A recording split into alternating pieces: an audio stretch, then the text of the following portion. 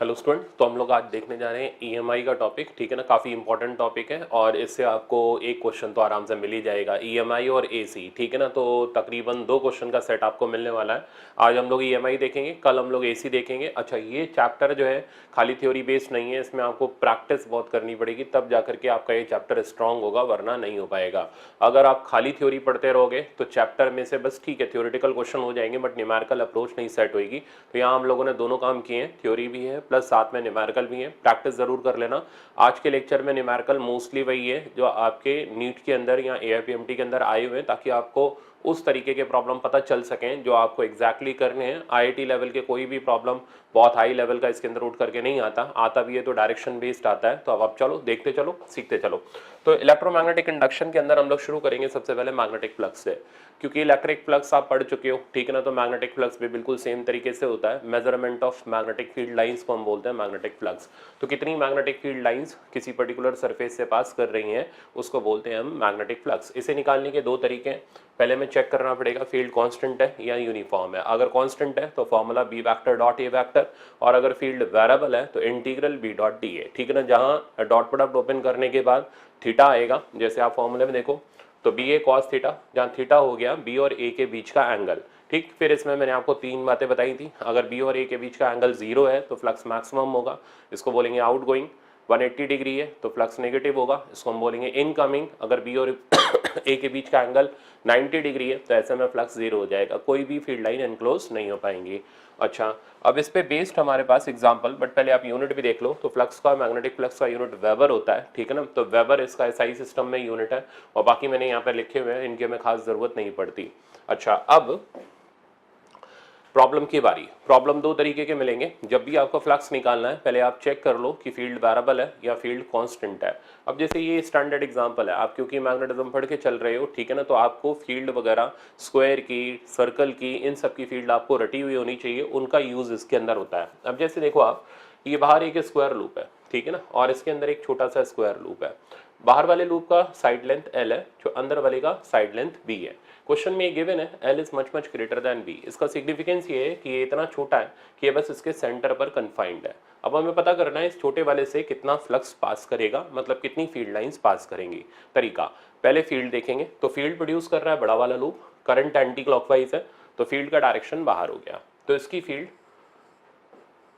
बाहर की तरफ आ गई। ठीक, फील्ड का फॉर्मूला, अब ये एग्जाम में आप सोचो कि यार आप फील्ड का फॉर्मूला डिराइव करोगे तो इतने में तो समय खराब हो जाएगा। तो फील्ड स्क्वायर की रटी रहनी चाहिए mu naught 2√2 I by pi L, जो आपने मैग्नेटिक इफेक्ट ऑफ करंट वाले टॉपिक के अंदर स्टडी करी थी। अब इसका एरिया वेक्टर वो भी सामने से देखा जाता है, और आप सामने से ही देख रहे हो, तो एरिया वेक्टर बाहर की तरफ आ गया। इस एरिया को बोलते हैं कन्फाइंड एरिया, मतलब वो एरिया जितने एरिया के अंदर फील्ड लाइंस कन्फाइंड है। तो अब हमें इतने पोर्शन का फ्लक्स निकालना है, दोनों के बीच का एंगल 0 डिग्री है। तो फ्लक्स का फॉर्मूला अब आप सीधे सीधे लगा लो, बी की वैल्यू सब्स्टिट्यूट करो, mu naught 2√2 I by pi L. ये हो गया स्क्वायर लूप की वजह से सेंटर पर मैग्नेटिक फील्ड का फॉर्मूला। अगर सर्कल होता तो mu not I bye 2R हम लोग सब्स्टिट्यूट करते, और अगर ट्राइंगल होता तो mu naught 9I by 2 pi L. तो ये 3 सवाल के लिए आप वेल प्रिपेयर्ड रहो। एक तो मैंने रखा है, दो मैंने बोल के बता दिए, तो अगले में आप इसको सर्कल ले लेना, आप खुद से करना, और अगले में आप इसको इक्विलेटरल ट्राइंगल ले लेना, फिर खुद से करना। तो ये 3 आपके स्पेशल प्रॉब्लम सेट हो जाएंगे। अब इसको सिंप्लीफाई करते हैं। ए हो गया वो एरिया जितने में से हमें फील्ड लाइंस कैलकुलेट करनी है, तो वो हो गया छोटे स्क्वायर लूप का area which is B square. तो फाइनली फ्लक्स का फॉर्मूला आ गया mu naught 2√2 B square I by pi L. अब चलते हैं अगले प्रॉब्लम पर। अगला प्रॉब्लम हमारा, ये भी बहुत इंपॉर्टेंट प्रॉब्लम है, एससीबी का प्रॉब्लम है जो मैंने यहाँ पर कवर किया है। चेक करो, ऐसी फील्ड आप मेरे से इलेक्ट्रोस्टैटिक में सीख चुके थे जब हम क्यूब वाला सवाल कर रहे थे। अब यहाँ क्यूब वाला तो नहीं, ये स्क्वायर लूप का फिर से सवाल है। अब फील्ड चेक करो, यहाँ पर फील्ड x के फंक्शन में है, दैट मीन्स फील्ड वेरिएबल है। अब वेरिएबल फील्ड में डायरेक्ट तो फ्लक्स आएगा नहीं, तो तरीका क्या होगा। तो सबसे पहले हम x डिस्टेंस पे जाएंगे, तो हम गए x डिस्टेंस पर, और dx थिकनेस का हमने एक स्ट्रिप कट किया। अब इस स्ट्रिप का थिकनेस तो dl है, बट इसका लेंथ जो हो गया वो l हो गया। ठीक है ना, अब करने क्या वाले हैं हम, इतने रेड कलर के स्ट्रिप का, ये जो मैं ब्लू से शेड कर रहा हूँ, का हम फ्लक्स निकालने वाले हैं। फ्लक्स के लिए हमें बी चाहिए, तो बी का डायरेक्शन हो गया k कैप, दैट मीन्स बाहर की तरफ, z एक्सिस की तरफ। इतने से स्ट्रिप का एरिया हो गया dA, वो भी बाहर की तरफ हो गया। दोनों के बीच का एंगल 0 दिखाई दे रहा है। अब हम इसका फ्लक्स लिखते हैं d phi equals to B D A, data substitute करते जाते हैं, b की वैल्यू आपको क्वेश्चन में गिवन है, जैसी गिवन है वैसी पुट करो, तो b not X by L. अच्छा ये देखना, ये एक एक दो दो लाइन के प्रॉब्लम है, प्रॉब्लम मुश्किल नहीं है, बट आपने अगर नहीं किए हुए होंगे तो वहां नहीं होंगे एग्जाम के अंदर, तो इसलिए इस टाइप के प्रॉब्लम प्रैक्टिस में आने जरूरी हैं। तो टेस्ट जो होगा ना ईएमआई का, अब आज तो नहीं आपको वो क्वेश्चंस मैं दूंगा प्रैक्टिस के लिए, क्योंकि ईएमआई और एसी का टेस्ट एक कलेक्टिव टेस्ट है, इकट्ठा टेस्ट है, तो वो दोनों के क्वेश्चंस आप कल प्रैक्टिस करना जब आपका एसी वाला लेक्चर कंप्लीट हो जाएगा, ठीक है ना। तो आज आप जो मैं करा रहा हूँ उतना प्रैक्टिस कर लो। तो डी फाई हो गया B not X by L, और डी ए हो गया इतने पोर्शन का area which is length into width, यानी एल डी एक्स। एल से एल कैंसिल, अब इसको कर दो integrate, B not X D X. अब कहां से कहां तक इंटीग्रेट, जहां से जहां तक स्क्वायर लूप है, तो 0 से लेकर के एल तक है, तो 0 से एल इसकी लिमिट पड़ गई। तो फ्लक्स का वैल्यू हमारे पास आ गया B not X D X का integration X square by 2, limit put करने के बाद एल स्क्वायर बाय 2। तो ये मेरे पास फ्लक्स का फॉर्मूला आ गया, और कोई मुश्किल नहीं है, आप देख लो एक एक दो दो लाइन के सिर्फ छोटे छोटे इंटीग्रेशन से काम चल गया। तो अब हम लोगों ने फ्लक्स सीखा यूनिफॉर्म फील्ड में भी और वेरिएबल फील्ड में भी। अब फ्लक्स के जस्ट बाद आता है फैराडे लॉ। अब Faraday law basic theoretical law है, ठीक है ना, आप इसको एक बार देखो, इसमें पूरा चैप्टर मैंने एक साथ कंप्रेस कर दिया ताकि आपको पूरा ओवरव्यू मिल जाए हमें चैप्टर के अंदर क्या क्या पढ़ना है। तो फैराडे के दो लॉ है, first law and second law. First law ये कहता है कि ईएमएफ क्यों प्रोड्यूस होता है, सेकंड लॉ ये बताता है उसका डायरेक्शन क्या होता है, जिसको हम लेंस लॉ भी बोलते हैं। तो फैराडे का फर्स्ट लॉ, ये तो आप बुक से देख करके स्टडी कर सकते हो, वही थ्योरी मैंने लिखी हुई है। तो ये बोलता है कि जो ईएमएफ इंड्यूस होता है वो इसलिए होता है कि magnetic flux link with the coil change करता है। तो whenever magnetic flux link with the coil changes then EMF is induced. तो ये हमारा फैराडे का फर्स्ट लॉ है। तो अब आप एक बार इसकी स्टेटमेंट देखो, whenever number of magnetic lines of force, that means magnetic flux passing through a circuit changes, ठीक है ना, then EMF is produced in the circuit।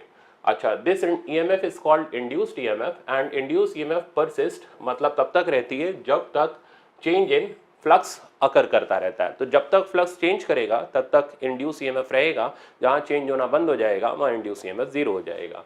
तो कुल मिलाकर के हमें स्टडी करना फ्लक्स का चेंज, उसके लिए फ्लक्स का हमें फॉर्मूला देखना है। फॉर्मूला आपके सामने है, बी ए कॉस थीटा। तो फ्लक्स क्यों चेंज करेगा भाई, फ्लक्स से पूछो तुम क्यों चेंज करोगे, ठीक है ना। तो फ्लक्स कहता है मेरे अंदर तीन चीजें हैं, बी है, ए है और थीटा है। बी चेंज करने पर फ्लक्स चेंज करेगा, ए चेंज करने पर फ्लक्स चेंज करेगा, थीटा चेंज करने पर फ्लक्स चेंज करेगा। इन तीन चेंजेस के ऊपर हमारा पूरा चैप्टर बेस्ड है। बी चेंज करने के ऊपर हमारे तीन एग्जांपल है, डायरेक्ट चेंज जिसमें कॉइल और बार मैग्नेट का रिलेटिव मोशन, जिसमें ग्राफ का प्रॉब्लम रहता है, मैंने रखा हुआ आपको दिखेगा। दूसरा सेल्फ इंडक्शन, आसान सा कंसेप्ट है, आपको प्रॉब्लम मिलेगा। तीसरा म्यूचुअल इंडक्शन, जिसमें फिर आपको प्रॉब्लम मिल जाएंगे। म्यूचुअल इंडक्शन का आई थिंक अभी लेटेस्ट प्रॉब्लम 2017 और 18 दोनों में आया हुआ है, एम्स में भी आया था, एआईपीएमटी में आया था, तो वैसा सेम प्रॉब्लम मैंने यहाँ रखा है, तो आपको मजा आ जाएगा। अब देखो चेंज इन एरिया, अब एरिया का चेंज होना, इसमें भी दो तीन तरीके के प्रॉब्लम है। पहला ये आता है, इसको हम बोलते हैं motional EMI, translatory motion, rotatory motion. दूसरा आता है जिसमें श्रिंकिंग ऑफ लूप का सवाल आता है, वो भी मैंने रखा हुआ है, वो आपके एआईपीएमटी में 2 बार आया हुआ है, ठीक है ना, आई थिंक 2008 या 9 में आया हुआ है, तो वो प्रॉब्लम आपको दिख जाएगा।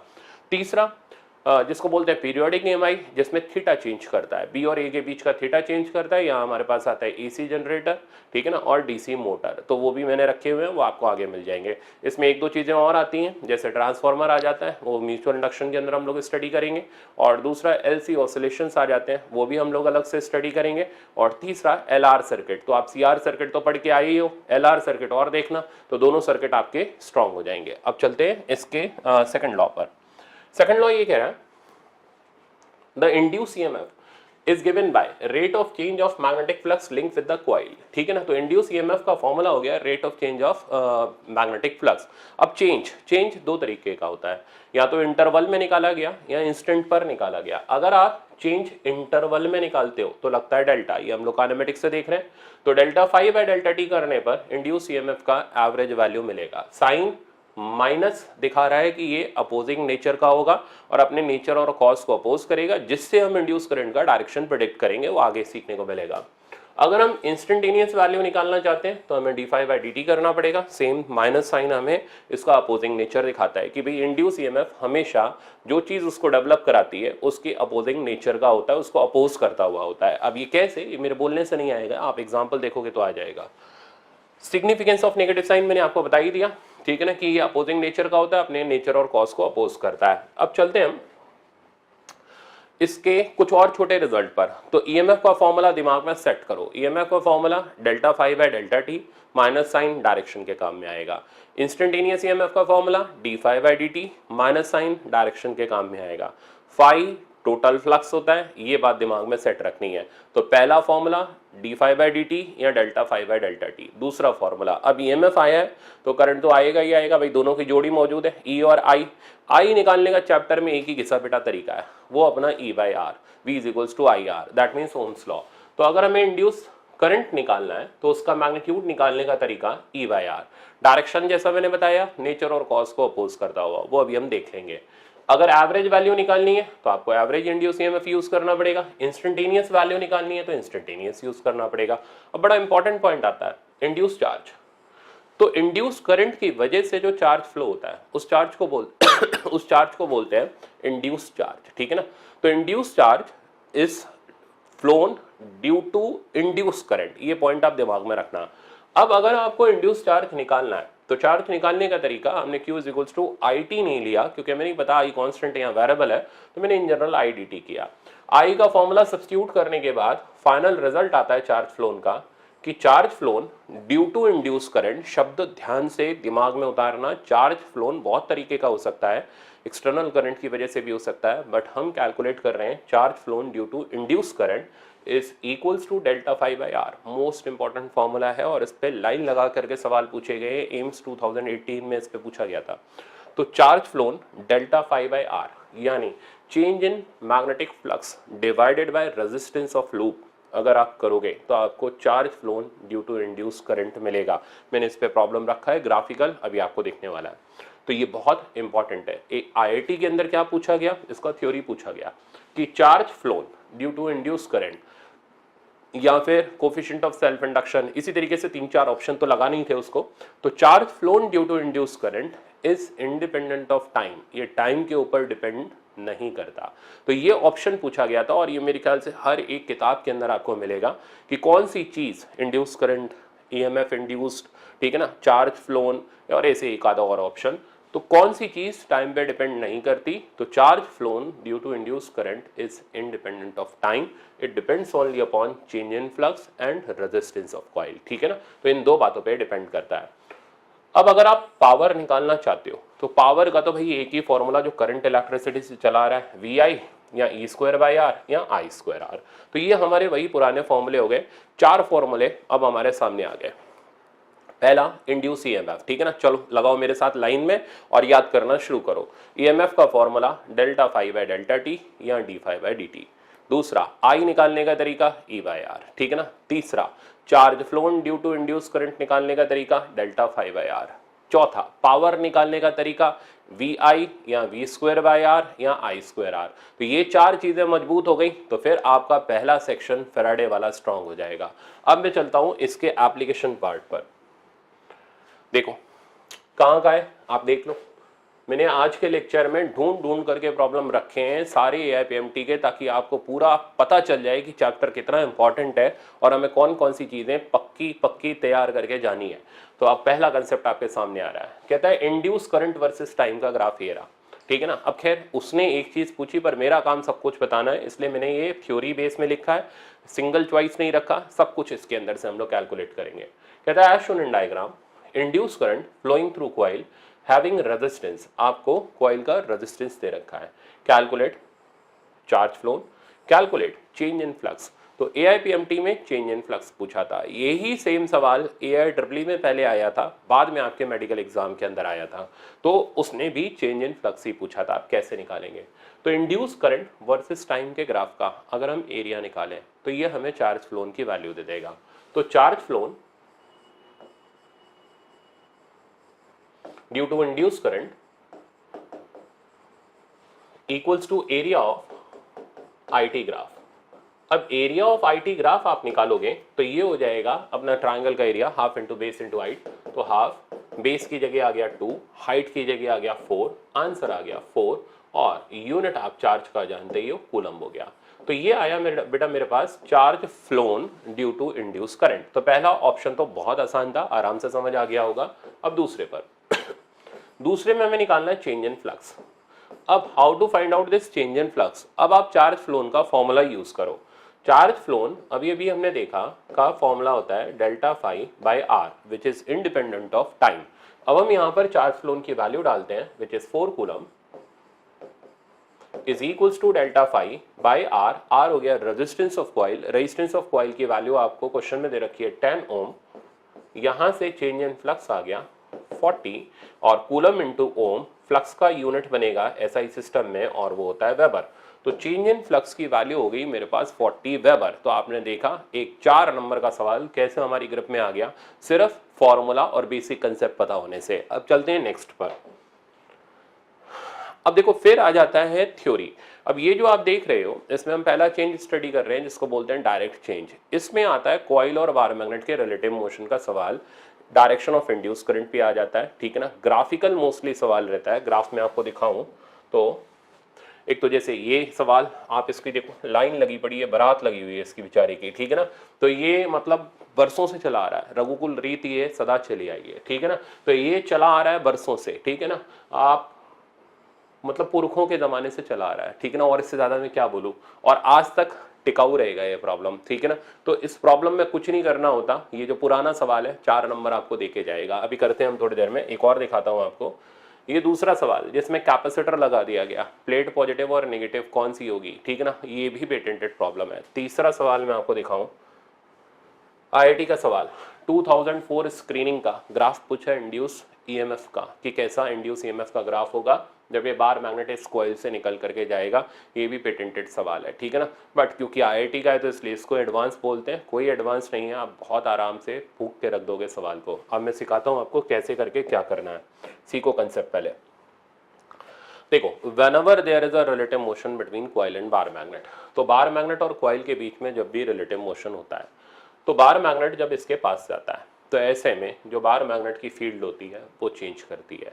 फील्ड चेंज करेगी तो फ्लक्स चेंज करेगा, फ्लक्स चेंज करेगा तो ईएमएफ इंड्यूस होगा, ईएमएफ इंड्यूस होगा तो वो अपोज करेगा। अब किसको अपोज करेगा, अगर ये मैग्नेट पास जाएगा तो ये कॉइल इसको अपोज करने के लिए इसको रिपेल करेगी, रिपल्शन के लिए ये अपने आप को सेम पोल बना लेगी।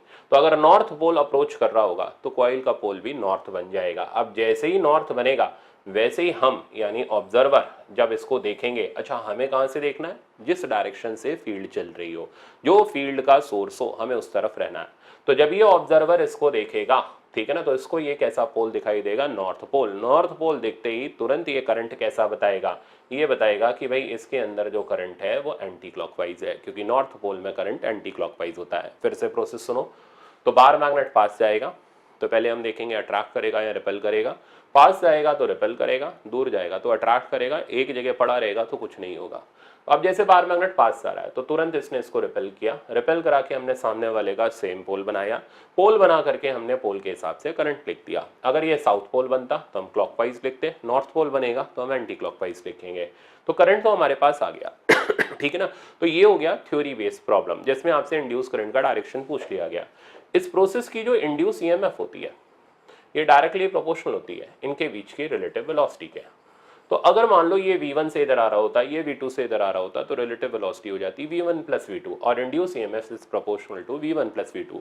सेम डायरेक्शन में चल रहे होते तो v1 माइनस v2, तो उस पर भी बेस्ड रेशियो के सवाल आप कर सकते हो। अब देखो इसको इस सिचुएशन के अंदर, अब क्यों इसने अपोज किया, क्योंकि ये बार मैग्नेट की फील्ड लाइन जैसे जैसे बार मैग्नेट पास जाएगा बढ़ती चली जाएगी, तो ये अपनी ऐसी फील्ड प्रोड्यूस करेगा जो इसको अपोज करने वाली होगी, और अपोज कराने के लिए इसे अपने आप को नॉर्थ पोल बनाना पड़ेगा। तो ये इसका लॉजिकल एक्सप्लेनेशन हो गया। अब इसी बेसिस पर आप ये प्रॉब्लम्स देखो, ठीक है ना। तो अब आपको इस प्रॉब्लम, अच्छा एक और बड़ी इंपॉर्टेंट बात कि ये जो रिंग आप देख रहे हो ये अगर मेटल की होगी, ठीक है ना, यहां पर भी दो पंगे हो जाते हैं, मेटल की रिंग या फिर इंसुलेटर की रिंग। इंसुलेटर मतलब रबर की रिंग ले लो, तो दो तरीके की रिंग होती है। अब स्टूडेंट बेचारा क्या होता है, ज्यादातर तो क्या जल्दबाजी में पढ़ करके काम खराब कर देते हैं। तो जब भी ये बार मैग्नेट और रिंग वाला सवाल आ रहा है, आंखें खोल के दिमाग एक जगह स्थिर करके, ठीक है ना, पेशेंस के साथ आप प्रॉब्लम पढ़ो कि भाई जो रिंग दी जा रही है कंडक्टिंग है या रबर की रिंग है, फर्क क्या पड़ेगा। अगर रिंग कंडक्टिंग होगी तो ऐसे सिचुएशन के अंदर, अच्छा कंडक्टिंग या इंसुलेटिंग कैसी भी होगी, ईएमएफ तो दोनों में आएगा क्योंकि फ्लक्स तो दोनों का चेंज करेगा। बट करंट उसमें आएगा जो कंडक्टिंग होगा और उसमें नहीं आएगा जो इंसुलेटिंग होगा। तो अगर ये कंडक्टिंग रिंग होगी तो इसके अंदर इंड्यूस करंट आएगा तो ही ये इसको अपोज करेगा। अगर ये रबर की रिंग होगी तो ये अपोजिशन नहीं कर पाएगा क्योंकि कोई इंड्यूस करंट डेवलप नहीं होगा।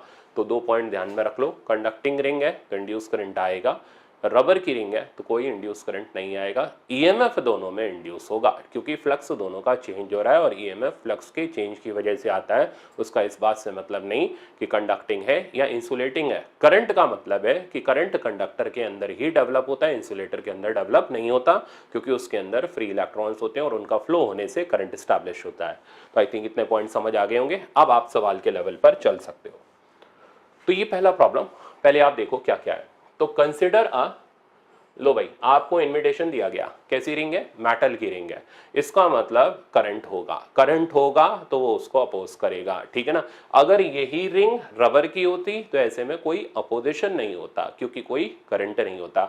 जब तक करंट नहीं आएगा ना तब तक ये फील्ड कहां से प्रोड्यूस करेगा, तो फील्ड प्रोड्यूस करेगा इंड्यूस करंट की वजह से, वो फील्ड इसको अपोज करेगी। तो ये पॉइंट्स इसके बेसिक कंसेप्चुअल है, इनको ध्यान रखना है। तो कहते हैं consider metal ring capped on horizontal plane. A bar magnet is held above the ring, its length along the central axis of the ring. If the magnet is now dropped freely, तो हमने magnet को freely drop किया तो मतलब magnet नीचे जा रहा है। क्यों नीचे जा रहा है, क्योंकि mg की वजह से इसके पास एक्सेलरेशन आया। अब जैसे ही मैग्नेट नीचे जाएगा ये कॉइल इसको अपोज करेगी। क्यों अपोज करेगी, क्योंकि इसका फ्लक्स चेंज कर रहा है। तो ये इसका नॉर्थ पोल बनेगा और नॉर्थ पोल बनते ही इसमें इंड्यूस करंट आएगा। क्यों इंड्यूस करंट आएगा, क्योंकि कंडक्टिंग रिंग है और ये इंड्यूस करंट इस बार मैग्नेट को अपोज करेगा और इस पे एक अपोजिंग फोर्स लगाएगा, ठीक है ना। अब सवाल में क्या पूछा गया है, the acceleration of the falling magnet is, तो एक्सेलरेशन ऑफ फॉलिंग मैग्नेट क्या होगा, more than G, equal to G, less than G. तो आप खुद चेक करके देखो इस फोर्स की वजह से। अब अगर एक्सेलरेशन निकालोगे तो चलाने वाला माइनस रोकने वाला equals to mass into acceleration. तो एक्सेलरेशन की वैल्यू हमारे पास आ गई g minus F by M, यानी this acceleration is less than g। तो ऑप्शन आ गया हमारा लेस देन g। अगर यही रिंग रबर की बनी हुई होती तो इंड्यूस ईएमएफ तो आता बट इसमें कोई करंट डेवलप नहीं होता, जिस वजह से ये इसको अपोज नहीं कर पाता, जिस वजह से ये फोर्स नहीं लगती और तब एक्सेलरेशन g के बराबर हो जाता।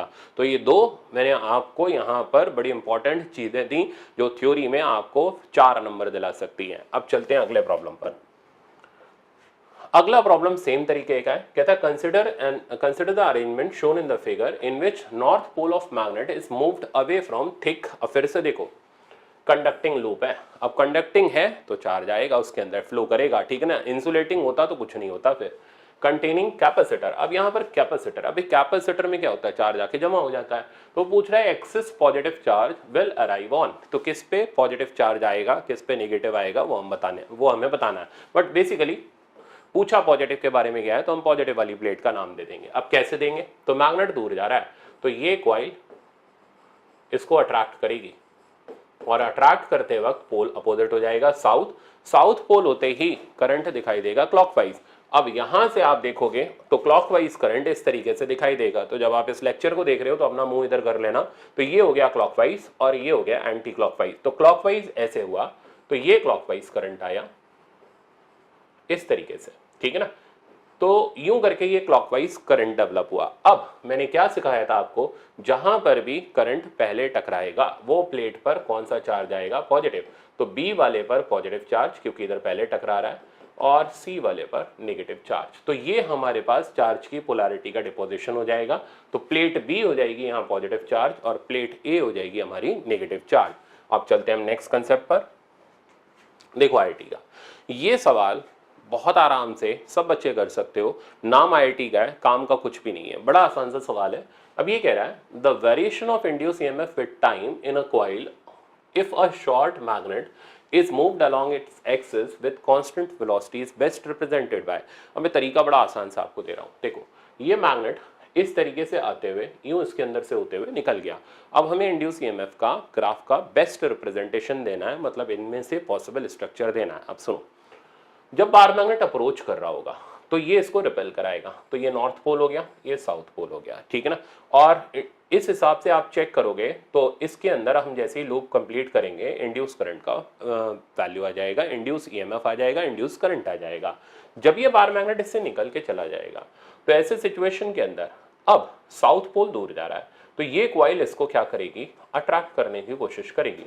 अट्रैक्ट करेगी तो अब ये नॉर्थ पोल हो जाएगा, ये साउथ पोल हो जाएगा। तो आप देख रहे हो आते वक्त पोलैरिटी कुछ और है, और जाते आते वक्त ये नॉर्थ ये साउथ, और जाते वक्त ये नॉर्थ ये साउथ। इस वजह से इंड्यूस करंट और इंड्यूस ईएमएफ दोनों का पोलैरिटी चेंज होगा।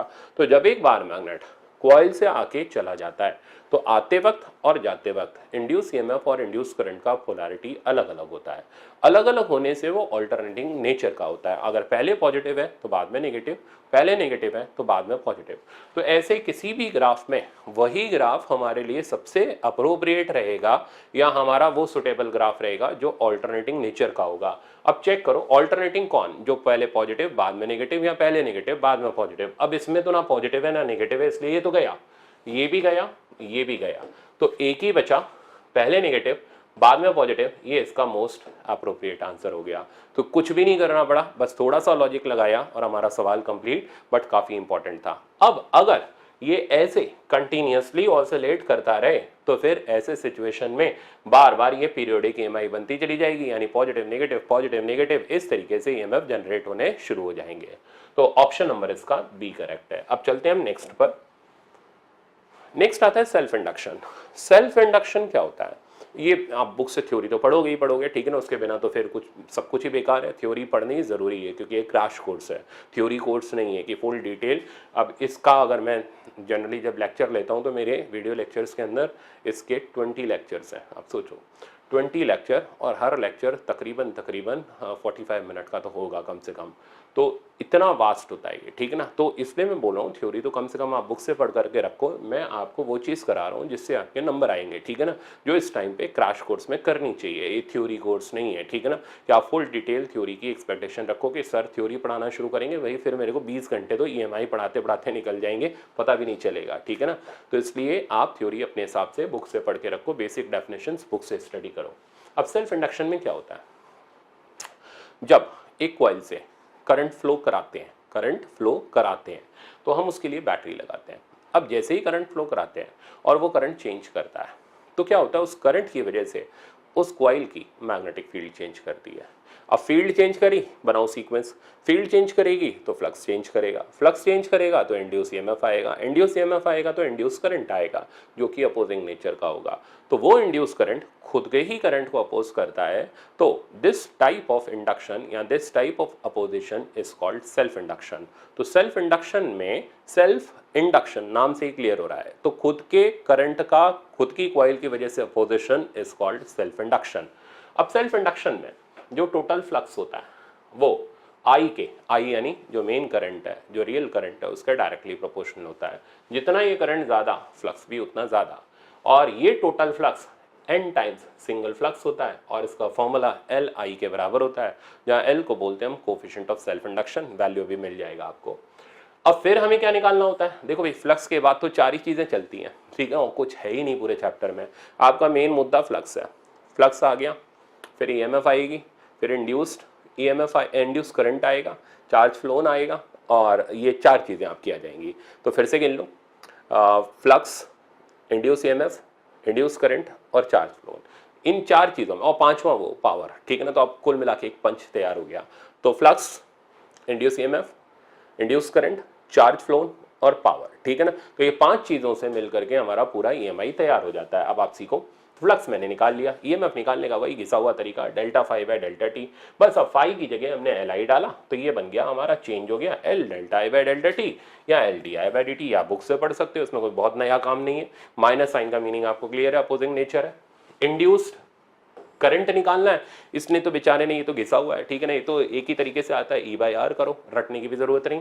चार्ज फ्लोन, ये भी वही पुराना तरीका, डेल्टा फाई बाई आर, तो डेल्टा फाई बाई आर और डेल्टा फाई की वैल्यू एल डेल्टा आई हो गई। तो कुछ भी रटने की जरूरत नहीं है, सारी चीजें हमारी टिप पे, पावर वी आई हो गई, यहाँ आई स्क्वायर आर हो गई, ठीक है ना। अच्छा एक और चीज दिखाऊं, वो चीज है एनर्जी स्टोर्ड। तो इंडक्टर के अंदर जो मैग्नेटिक एनर्जी स्टोर्ड होती है, जैसे कैपेसिटर के अंदर होती है ना हाफ सी वी स्क्वायर, वैसे इंडक्टर के अंदर जो मैग्नेटिक पोटेंशियल एनर्जी स्टोर होती है उसका formula half L I square होता है। अब अगर आप एनर्जी डेंसिटी निकालना चाहते हो तो इसका मतलब होता है एनर्जी पर यूनिट वॉल्यूम, ठीक है ना। तो magnetic energy density potential energy per unit volume half L I square by volume, इस पे आया था 2018 में प्रॉब्लम, ठीक है ना। तो वो आसान है, मुश्किल नहीं है। तो B square by 2 mu naught, ये होता है मैग्नेटिक एनर्जी डेंसिटी का फॉर्मूला। इसकी हमें बहुत ज़्यादा ज़रूरत यहाँ तो नहीं पड़ती, इलेक्ट्रोमैग्नेटिक वेव के अंदर पड़ जाती है, ठीक है ना। तो वहाँ हम सीख लेंगे अपने हिसाब से। तो ये मैग्नेटिक एनर्जी डेंसिटी का फॉर्मूला आ गया। तो अब चलते हैं हम न्यूमेरिकल पर, बट उससे पहले आपको देखना है दो चीज़ याद रखनी है, कोफिशिएंट ऑफ सेल्फ इंडक्शन। तो सोलेनॉइड के लिए कोफिशिएंट ऑफ सेल्फ इंडक्शन का formula mu naught N N A. याद करने का तरीका मुन्ना, ठीक है ना। आपको कहाँ से बन रहा है ये, कैसे बन रहा है, तो म्यू नॉट, इसको मुंह बना लो, छोटा ना बड़ा ना आ की मात्रा। तो इसको याद करने का तरीका कोफिशिएंट ऑफ सेल्फ इंडक्शन मुन्ना के बराबर है, ठीक है ना। तो mu naught N N A, ये हो गया हमारा कोफिशिएंट ऑफ सेल्फ इंडक्शन, जहाँ small N number of turns per unit length, capital N total turns, और ए हो गया एरिया ऑफ क्रॉस सेक्शन, वो एरिया जितने में फील्ड लाइंस कन्फाइंड है, ठीक है ना। तो मैं बार बार बोल रहा हूँ कन्फाइंड एरिया में लेना होता है। तो ये coefficient of self induction Munna याद करके खुश मत होना, ये सिर्फ और सिर्फ आपका सोलेनॉइड के लिए, हर चीज़ के लिए नहीं है। हर चीज़ के लिए कोफिशिएंट ऑफ सेल्फ इंडक्शन अलग अलग निकलता है, बट उतना मेडिकल में नहीं पूछते, आईआईटी में जरूर पूछते हैं। बट फिर भी मैंने एक और रखा हुआ है आपके लिए, वो है सर्कुलर कॉइल। तरीका आप देख लो, कोफिशिएंट ऑफ सेल्फ इंडक्शन निकालने का तरीका, पहले फील्ड लेंगे, एरिया लेंगे, मल्टीप्लाई करके फ्लक्स निकालेंगे।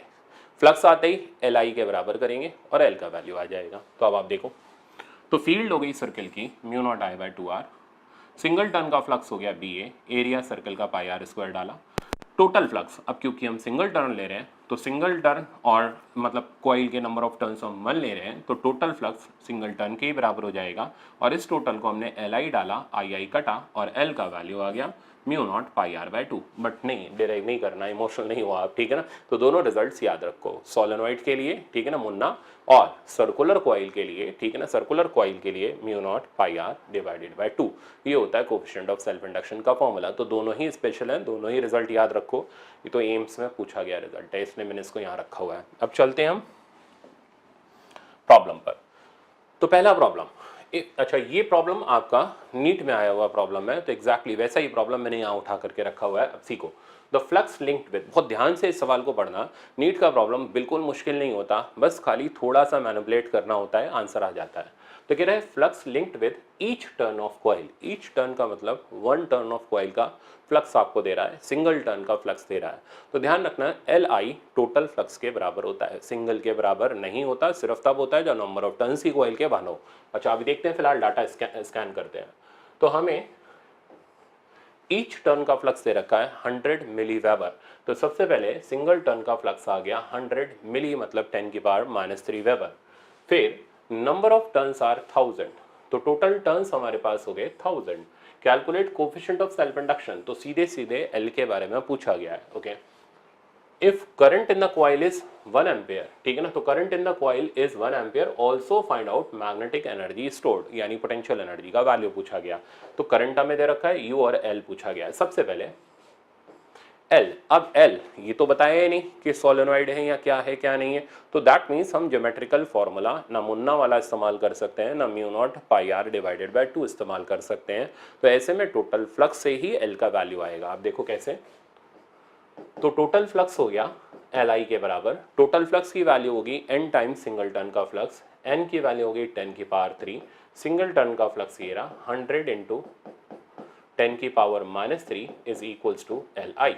यहाँ से हमारे पास आई का वैल्यू हम सब्स्टिट्यूट करेंगे, कितना 1 एम्पियर, ये तो कट गया, तो एल का वैल्यू आ जाएगा 100 हेनरी। तो कोफिशिएंट ऑफ सेल्फ इंडक्शन का यूनिट हेनरी होता है, तो इसका वैल्यू आया मेरे पास 100 हेनरी। अब हम पोटेंशियल एनर्जी निकालेंगे, जिसका formula half L I square, L की वैल्यू हमारे पास 100 Henry into I square which is again 1, तो आंसर आ गया पोटेंशियल एनर्जी का 50 जूल।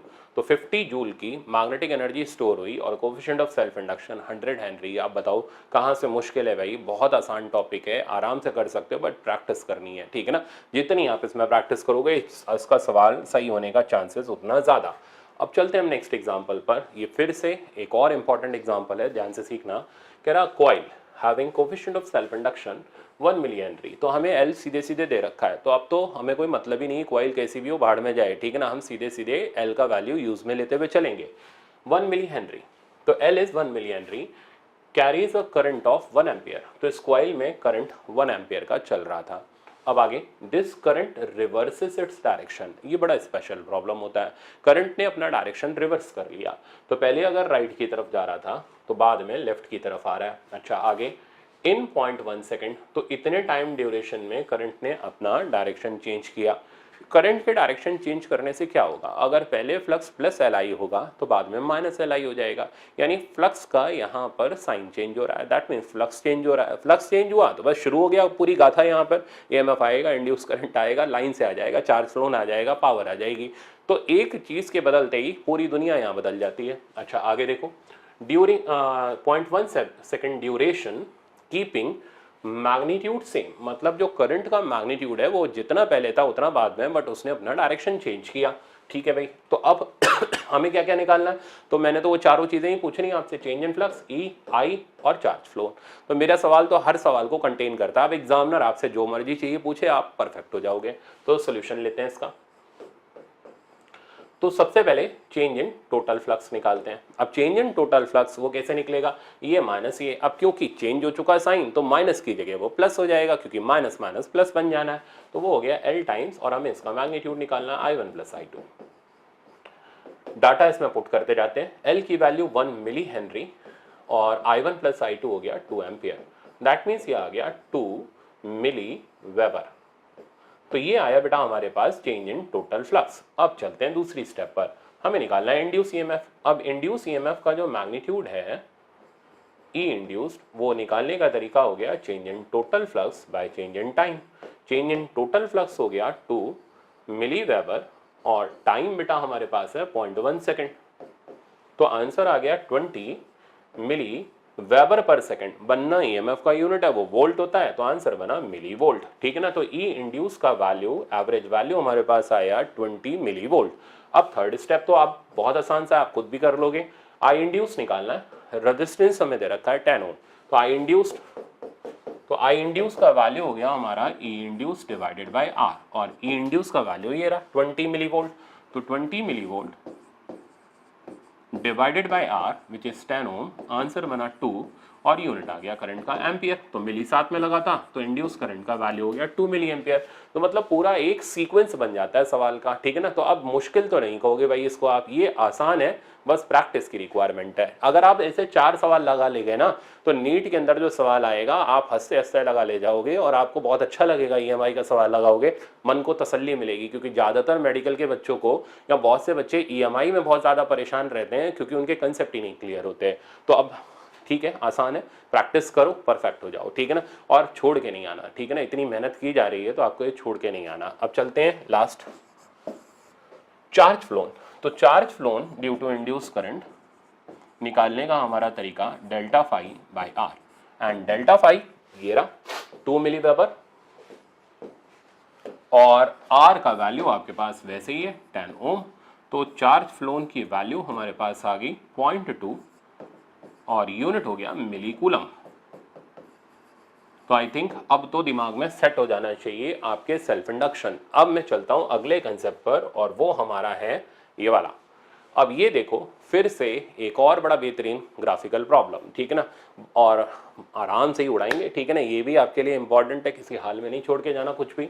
आईटी ग्राफ दे रखा है, क्या पूछेगा अभी मैंने आपसे क्या, अच्छा ये आईटी ग्राफ है, इंड्यूस करंट वर्सेस टाइम नहीं है। ठीक है ना। अगर ये इंड्यूस करंट वर्सेस टाइम होता है, जैसा अभी शुरू में हमने किया था, तो चार्ज फ्लोन पूछा जाता या चेंज इन फ्लक्स पूछा जाता, वो तो आपको आ गया। अब पूछा क्या जा रहा है वो देखो, इंड्यूस ईएमएफ पूछ रहा है, कोफिशिएंट ऑफ सेल्फ इंडक्शन दे रहा है 1 हेनरी, ए से बी का, बी से सी का, सी से डी का, फिर हमें ईटी ग्राफ ड्रॉ करना है। बहुत ईजी। अब सुनो कैसे, ईएमएफ का formula L di/dt with proper sign चलना पड़ेगा, क्योंकि कहीं पे पॉजिटिव है कहीं पे नेगेटिव है और हमें कॉइल तो दे नहीं रखी ना, तो हमें पूरा प्रॉपर साइन के हिसाब से चलना पड़ेगा। तो ई इंड्यूस का फॉर्मूला -L di/dt, L को तो पढ़ा रहने दो, di/dt इसका स्लोप हो गया, दैट मीन्स tan थीटा। तो कोफिशिएंट ऑफ सेल्फ इंडक्शन को tan थीटा से मल्टीप्लाई करेंगे और बाहर माइनस साइन लगाएंगे तो ई का वैल्यू आएगा। अब यहाँ का tan थीटा वो तो बच्चों का खेल है, आराम से निकाल लोगे। तो tan थीटा हो गया परपेंडिकुलर अपॉन बेस यानी 1/2। तो देखो tan थीटा 1/2, L का वैल्यू 1, बाहर माइनस साइन लगाया, इंड्यूस ईएमएफ आ गया -1/2 वोल्ट, ठीक है ना। तो इस रीजन में इंड्यूस ईएमएफ की वैल्यू कांस्टेंट हो गई -1/2 के बराबर। अगले में इंड्यूस ईएमएफ 0 हो गया क्योंकि स्लोप 0 हो गया, इसमें स्लोप नेगेटिव हो गया तो इंड्यूस ईएमएफ पॉजिटिव हो गया। तो इंड्यूस ईएमएफ का वैल्यू उधर आ रहा है, स्लोप हो गया 1 तो इंड्यूस ईएमएफ आ गया +1 वोल्ट। ग्राफ देखोगे तो पहले नेगेटिव हाफ, फिर 0 और फिर +1। तो मेरे ख्याल से ऐसे सवालों में तो कोई भी बच्चा छोड़ के नहीं आना चाहिए। अब ये क्लियर हो गए अच्छे से। अब चलते हैं अगले पर।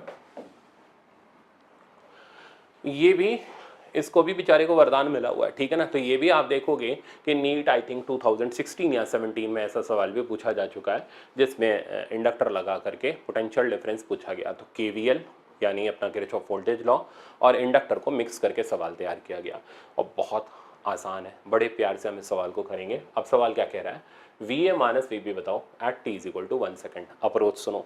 सबसे पहला काम, इंडक्टर को हम बैटरी बनाएंगे, ठीक है ना। और उस बैटरी का काम होगा, क्योंकि हमें पोटेंशियल डिफरेंस निकालना है ना, तो हमें हर किसी का वोल्टेज पता होना चाहिए। तो मेरा तरीका ये है, इंडक्टर को बैटरी बनाओ और बैटरी का मैग्नीट्यूड कैलकुलेट करो। मैग्नीट्यूड, अब आपको अगर सर साइन बताता हूँ, L di/dt। अब चेक करो ये करंट, अच्छा कई सारे सवालों में आपको di/dt डायरेक्ट दे रखा होगा, कहेगा current changes at the rate 2 ampere per second. तो वो तो फ्री के हैं, ठीक है ना, उनको तो कैच करना ही करना है। यहाँ तो मैं फ्री के तो कुछ भी नहीं देता, ठीक है ना। तो यहाँ पर तो करंट के लिए di/dt करना ही पड़ेगा आपको। तो L 2 हेनरी di/dt 2, आंसर आया 4। यानी इंडक्टर एक 4 वोल्ट की बैटरी की तरह एक्ट करेगा। अब इस बैटरी का काम क्या होगा, बैटरी का काम होगा करंट को अपोज करना। ये करंट, अब आप बताओ ये इंक्रीजिंग करंट है या डिक्रीजिंग करंट है। तो टाइम के साथ साथ ये करंट इंक्रीज कर रहा है, तो ये इंडक्टर इसको अपोज करेगा, यानी इसके अपोजिट डायरेक्शन में करंट फेंकती हुई बैटरी बनाएगा। तो अगर ये करंट बढ़ रहा है तो इंडक्टर इसके अपोजिट डायरेक्शन में करंट फेंकती हुई बैटरी बनाएगा, यानी इंडक्टर इस तरीके से अपनी पोलैरिटी रखेगा कि इस इंडक्टर की वजह से जो ई इंड्यूस्ड होगा वो इस रियल करंट को अपोज करेगा। अगर ये इक्वेशन 2/t होती तो यही बैटरी सपोर्ट में लगती, यानी उस करंट को बढ़ाती। तो क्या काम है इंड्यूस बैटरी का, अगर करंट बढ़ रहा हो तो उसे कम करना, कम हो रहा हो तो उसे बढ़ाना, ठीक है ना। तो आपका काम है कि बैटरी ऐसे लगाना कि ये करंट देखते हुए कि अगर बढ़ते हुआ करंट है तो उसके अपोजिट डायरेक्शन में, घटता हुआ करंट है तो सेम डायरेक्शन में। अब हमने ये बैटरी यहाँ लगानी है, तो बैटरी मैंने इधर लगा दी, EMF 4 वोल्ट। अब हमें A और B के बीच का पोटेंशियल डिफरेंस निकालना है एट 1 सेकेंड। तरीका, किरचॉफ लॉ जो हम लोग यूज करते आए हैं, साइन कन्वेंशन के साथ यूज करेंगे। करंट, अच्छा मेरा साइन कन्वेंशन अलग है, तो आप में से जो बच्चे NCERT वाला फॉलो करते हो आप वो करते रहो। मैंने आपको वहां सिखाया था साइन प्लस माइनस वाला, तो मैं उसी तरीके से चलूंगा। करंट जहां पहले टकराया वो हाई, अगला वाला लो, तो ये प्लस माइनस आया। इस करंट की जरूरत रेजिस्टेंस है, क्योंकि इसका वोल्टेज IR होता है। बैटरी के लिए हमें कुछ नहीं चाहिए, बड़ा टर्मिनल पॉजिटिव छोटा नेगेटिव, इसके लिए बड़ा पॉजिटिव छोटा नेगेटिव। अब आप पहले VA माइनस VB लिखो, इसके लिए हम A से B तक चलेंगे। तो A से आगे बढ़े, जो पहला साइन मिलेगा वो लगाएंगे। पहला साइन है प्लस IR हो गया 2t × 10, दैट मीन्स 20t। आगे फिर बढ़ते हैं, अब बैटरी मिली, जो पहला साइन वो यूज किया +10। फिर आगे बढ़े, इंडक्टर मिला, पहला साइन +4, तो आंसर आया 20t + 14 वोल्ट। अब किस टाइम पर पूछा गया, 1 सेकेंड पर। अब हम उसको सब्स्टिट्यूट कर देंगे, तो VA माइनस VB का वैल्यू आ गया 20 + 14, दैट मीन्स 34 वोल्ट। तो ये तरीका हुआ पोटेंशियल डिफरेंस निकालने का। ऐसे सवाल आपको टेस्ट में मिलेंगे, वहां पर और ज़्यादा प्रैक्टिस करना, नहीं है तो फिर वीडियो सोल्यूशन उसका देखना। बहुत सारे ऑप्शन है सीखने के आपके पास, पर कर जरूर लेना, छोड़ के मत चले जाना, ठीक है ना। तो ये तरीका होता है जिससे KVL और इंडक्टर के सवाल को हम लोग सिंप्लीफाई करते हैं। आप चलते हैं आगे। हाँ, अब ये खटारापंती आ जाती है, तो ये खटारा भाई है, ठीक है ना, इसमें कुछ नहीं है। सीरीज और पैरेलल का फॉर्मूला सिंपल, तो बिल्कुल इंडक्टर वैसे ही जोड़े जाते हैं जैसे रेजिस्टेंस ऐड सब्ट्रैक्ट किया ऐड किया जाता है। सीरीज है तो R1 + R2, वैसे इंडक्टर L1 + L2, पैरेलल है तो 1 बाय करके ऐड होता है। अच्छा, अब इसके कॉम्बिनेशन में अगर आप आओगे तो ये आपको इस तरीके का एक बकवास सवाल हर किताब में मिलेगा। तो ये पैरेलल, ये सीरीज आप आराम से उड़ा सकते हो, मेरी इसमें ज़रूरत नहीं। ये सवाल भी बकवास सवाल है, क्योंकि पॉइंट पोटेंशियल से आप उड़ाओगे तो क्या सिखाया था, जहाँ जहाँ वायर होगी वहाँ वहाँ का पोटेंशियल सेम होगा। तो इधर का नाम ए, तो ये ए, तो यहाँ भी ए आ गया। इसका नाम बी है, तो इधर का भी पोटेंशियल बी हो गया। अब ए और बी के बीच में हमने सारे इंडक्टर लगाए, तो ये पहला इंडक्टर ए से बी के बीच में आ गया, अगला इंडक्टर फिर बी से ए के बीच में, दैट मीन्स पैरेलल में आ गया, तीसरा इंडक्टर फिर पैरेलल में आ गया, तीनों पैरेलल में हो गए, तो इक्विवेलेंट इंडक्टेंस L/3 हो गया। तो इस टाइप का सवाल भी आपको हर जगह मिल जाएगा, ठीक है ना। बट ऐसे सवाल को छोड़ के नहीं आना है, मैं बार बार कह रहा हूँ, करके जरूर आना है। अब चलते हैं आगे। अब आता है हमारे पास म्यूचुअल इंडक्शन। म्यूचुअल इंडक्शन में दो कॉइल्स होती हैं, एक प्राइमरी और एक सेकेंडरी। प्राइमरी में जब हम करंट फ्लो कराते हैं तो उस प्राइमरी की फील्ड सेकेंडरी से पास होती है और ये सेकेंडरी के फ्लक्स को चेंज करती है। तो यहाँ पर सीक्वेंस थोड़ा लंबा होता है। प्राइमरी का करंट प्राइमरी के अंदर तो सेल्फ इंडक्शन करवाता है, बट सेकेंडरी के अंदर जो वो इंडक्शन करवाता है उसको बोलते हैं म्यूचुअल इंडक्शन। अब पूरा प्रोसेस ध्यान से सुनो। तो सबसे पहले प्राइमरी का करंट देखेंगे, उसकी वजह से प्राइमरी की फील्ड देखेंगे। ये चेंजिंग फील्ड जब सेकेंडरी से पास करेगी तो ये सेकेंडरी के फ्लक्स को चेंज करेगी, सेकेंडरी के अंदर इंड्यूस EMF आएगा, सेकेंडरी के अंदर इंड्यूस करंट आएगा, जो कि अपने मेन कॉज यानी प्राइमरी को अपोज करेगा। तो ये पूरा सीक्वेंस होता है, लंबा सीक्वेंस होता है, इसलिए ध्यान से सीखने की ज़रूरत होती है। तो इसके अंदर EMF आ रहा है due to its changing current, ठीक है ना। इस टाइप के प्रोसेस को बोलते हैं म्यूचुअल इंडक्शन। तो म्यूचुअल इंडक्शन में सेकेंडरी के अंदर इंड्यूस करंट आता है due to changing current setup in primary. This phenomena is called mutual induction. अब इसमें हम लोग आगे पहले फॉर्मूले सेट करते हैं, थ्योरी मैंने यहाँ दी हुई है। अब फॉर्मूले से भी पहले मैं चाह रहा हूँ एक बार सेकेंडरी और प्राइमरी के अंदर इंड्यूस करंट के डायरेक्शन को हम सीख लें, इससे थोड़ा सा कॉन्फिडेंस बढ़ेगा, फिर न्यूमेरिकल में हम अच्छा चल पाएंगे। अब जैसे आप देख रहे हो, दो कोएक्सियल कॉइल है, ठीक है ना, सेम एक्सिस पर है, कोसेंट्रिक भी है। एक छोटी कॉइल है और एक बड़ी कॉइल दिख रही है। इस कॉइल के अंदर करंट फ्लो कर रहा है, तो जो कॉइल करंट कैरी करती है वो हो गई प्राइमरी। तो ये हो गई प्राइमरी, और करंट एरो मैंने लगा दिया इंक्रीजिंग, यानी समय के साथ साथ बढ़ रहा है। अब हमें पता करना है कि इसके अंदर इंड्यूस EMF या इंड्यूस करंट का डायरेक्शन क्या होगा। तो प्रोसेस क्या होगा, सबसे पहले प्राइमरी का करंट, उसके हिसाब से प्राइमरी की फील्ड, उसे अपोज करती हुई सेकेंडरी की फील्ड, और सेकेंडरी की फील्ड के हिसाब से सेकेंडरी का इंड्यूस करंट। तो 4 स्टेप का प्रोसेस है, धीरे धीरे दिमाग में सेट करना वरना फ्यूज उड़ जाएंगे, ठीक है ना। तो सबसे पहले प्राइमरी का करंट इंक्रीज कर रहा है। अब इसकी वजह से जो फील्ड प्रोड्यूस होगी उसका डायरेक्शन, तो भाई ये करंट क्लॉकवाइज ऑर्डर का है, तो फील्ड अंदर की तरफ आएगी, तो ये फील्ड प्राइमरी की फील्ड हो गई। क्योंकि करंट बढ़ रहा है तो ये फील्ड भी बढ़ेगी। अब इस बढ़ती हुई फील्ड के कारण सेकेंडरी को तकलीफ होगी और वो इस फील्ड को अपोज करेगी। अपोज करने के लिए वो अपोजिट डायरेक्शन में फील्ड आएगी। तो अगर ये फील्ड अंदर है तो सेकेंडरी की फील्ड बाहर की तरफ होगी। तो अब हम सेकेंडरी की फील्ड लिख रहे हैं अपोज कराते हुए प्राइमरी की फील्ड को, तो सेकेंडरी की फील्ड आ गई बाहर की तरफ, ये हो गया बी सेकेंडरी। अब ये फील्ड आई कहाँ से, ये फील्ड इसके अंदर इंड्यूस करंट ने डेवलप करी होगी। तो अब क्योंकि ये फील्ड बाहर की तरफ है, तो बाहर की तरफ फील्ड है, इसलिए करंट एंटी क्लॉकवाइज हो जाएगा। तो induce current anti clockwise flow करेगा और ये बाहर की तरफ फील्ड देगा, वो फील्ड प्राइमरी को क्या करेगी, अपोज करेगी, ठीक है ना। क्यों, क्योंकि इधर का करंट इंक्रीज कर रहा है। तो ये पूरा का पूरा इंड्यूस करंट निकालने का तरीका होता है। डायरेक्ट भी याद कर सकते हो कि अगर कोएक्सियल कॉइल है, ठीक है ना, और इधर का करंट बढ़ रहा है तो दूसरे में अपोजिट होगा। ये अगर क्लॉकवाइज है तो अंदर वाला एंटी क्लॉकवाइज होगा। कम होने पर सेम सेंस में आ जाएगा, ठीक है ना। तो डायरेक्ट जुगाड़ ये कि अगर कोएक्सियल कॉइल के अंदर आप ऐसे डायरेक्ट लगा सकते हो, अगर इंक्रीजिंग करंट है तो अपोजिट सेंस में होंगे करंट, और अगर डिक्रीजिंग करंट है तो सेम सेंस में होंगे। अपोजिट सेंस मतलब अगर इंक्रीजिंग करंट एक में क्लॉकवाइज है तो इंड्यूस करंट एंटी क्लॉकवाइज होगा, अगर डिक्रीज कर रहा है करंट तो फिर ऐसे में सेम सेंस में होगा, मतलब एक में क्लॉकवाइज है तो दूसरे में भी क्लॉकवाइज। तो ये बगैर दिमाग लगाए डायरेक्ट लिखने का भी तरीका है, बट मैंने दोनों सिखा दिया आपको, डिटेल से डायरेक्शन बता दिया। अब हम इसके प्रॉब्लम की तरफ बढ़ते हैं। देखो अब इसमें दिमाग लगाने का कोई फायदा नहीं, ये कोएक्सियल है, सेम एक्सिस पर है, बस इस करंट को देखो इंक्रीज कर रहा है, और ये करंट अगर एंटी क्लॉकवाइज ऐसा बोला गया है तो इधर का करंट क्लॉकवाइज होगा, सीधे आंसर मारो आगे निकल लो, ठीक है ना। और अगर ये करंट डिक्रीजिंग होता है तो सेम सेंस में आ जाता है, पहले में एंटी क्लॉकवाइज तो दूसरे में भी एंटी क्लॉकवाइज। प्रोसेस बड़ा लंबा, पहले हम इसकी फील्ड लाएंगे, फिर इसे अपोज कराते हुए सेकेंडरी की फील्ड, उसके हिसाब से सेकेंडरी का इंड्यूस करेंट, इतना समय किसके पास है। तो एक बार प्रोसेस बन गया तो फिर आप डायरेक्ट आंसर निकाल लो। अब ये भी बड़ा इंपॉर्टेंट प्रॉब्लम है, एआईपीएमटी में आया हुआ है, कहता है ये चार्ज इस तरीके से इसको पास करते हुए निकल जाता है, तो बताओ इस सर्कुलर कंडक्टिंग लूप के अंदर इंड्यूस करंट कैसा होगा। तो ध्यान से सुनना, ठीक है ना। जब ये चार्ज इसको अप्रोच कर रहा होगा, लास्ट लेक्चर में मैग्नेटिज्म वाले में आपने बायोट सावर्ट लॉ पढ़ा था, है ना, और चार्ज पार्टिकल की मैग्नेटिक फील्ड का मैंने फॉर्मूला दिया था, μ0/4π QV/r²। वैसे तो QV sin θ/r² था, बट अभी प्रिसाइसली QV/r² बोल रहा है। तो जैसे जैसे ये चार्ज इसके पास आएगा, सेपरेशन कम होता चला जाएगा और इस चार्ज की वजह से फील्ड बढ़ेगी, और जब ये चार्ज दूर जाएगा तो इसकी फील्ड कम होगी। तो ऐसे सिचुएशन में आपके एआईपीएमटी में तो बस यही पूछा गया कि जो इंड्यूस करंट होगा वो सेम सेंस में ही रहेगा आते और जाते वक्त, या पहले एंटी क्लॉकवाइज बाद में क्लॉकवाइज, ठीक है ना। तो वो अब हम यहाँ पर डिस्कस कर लेते हैं।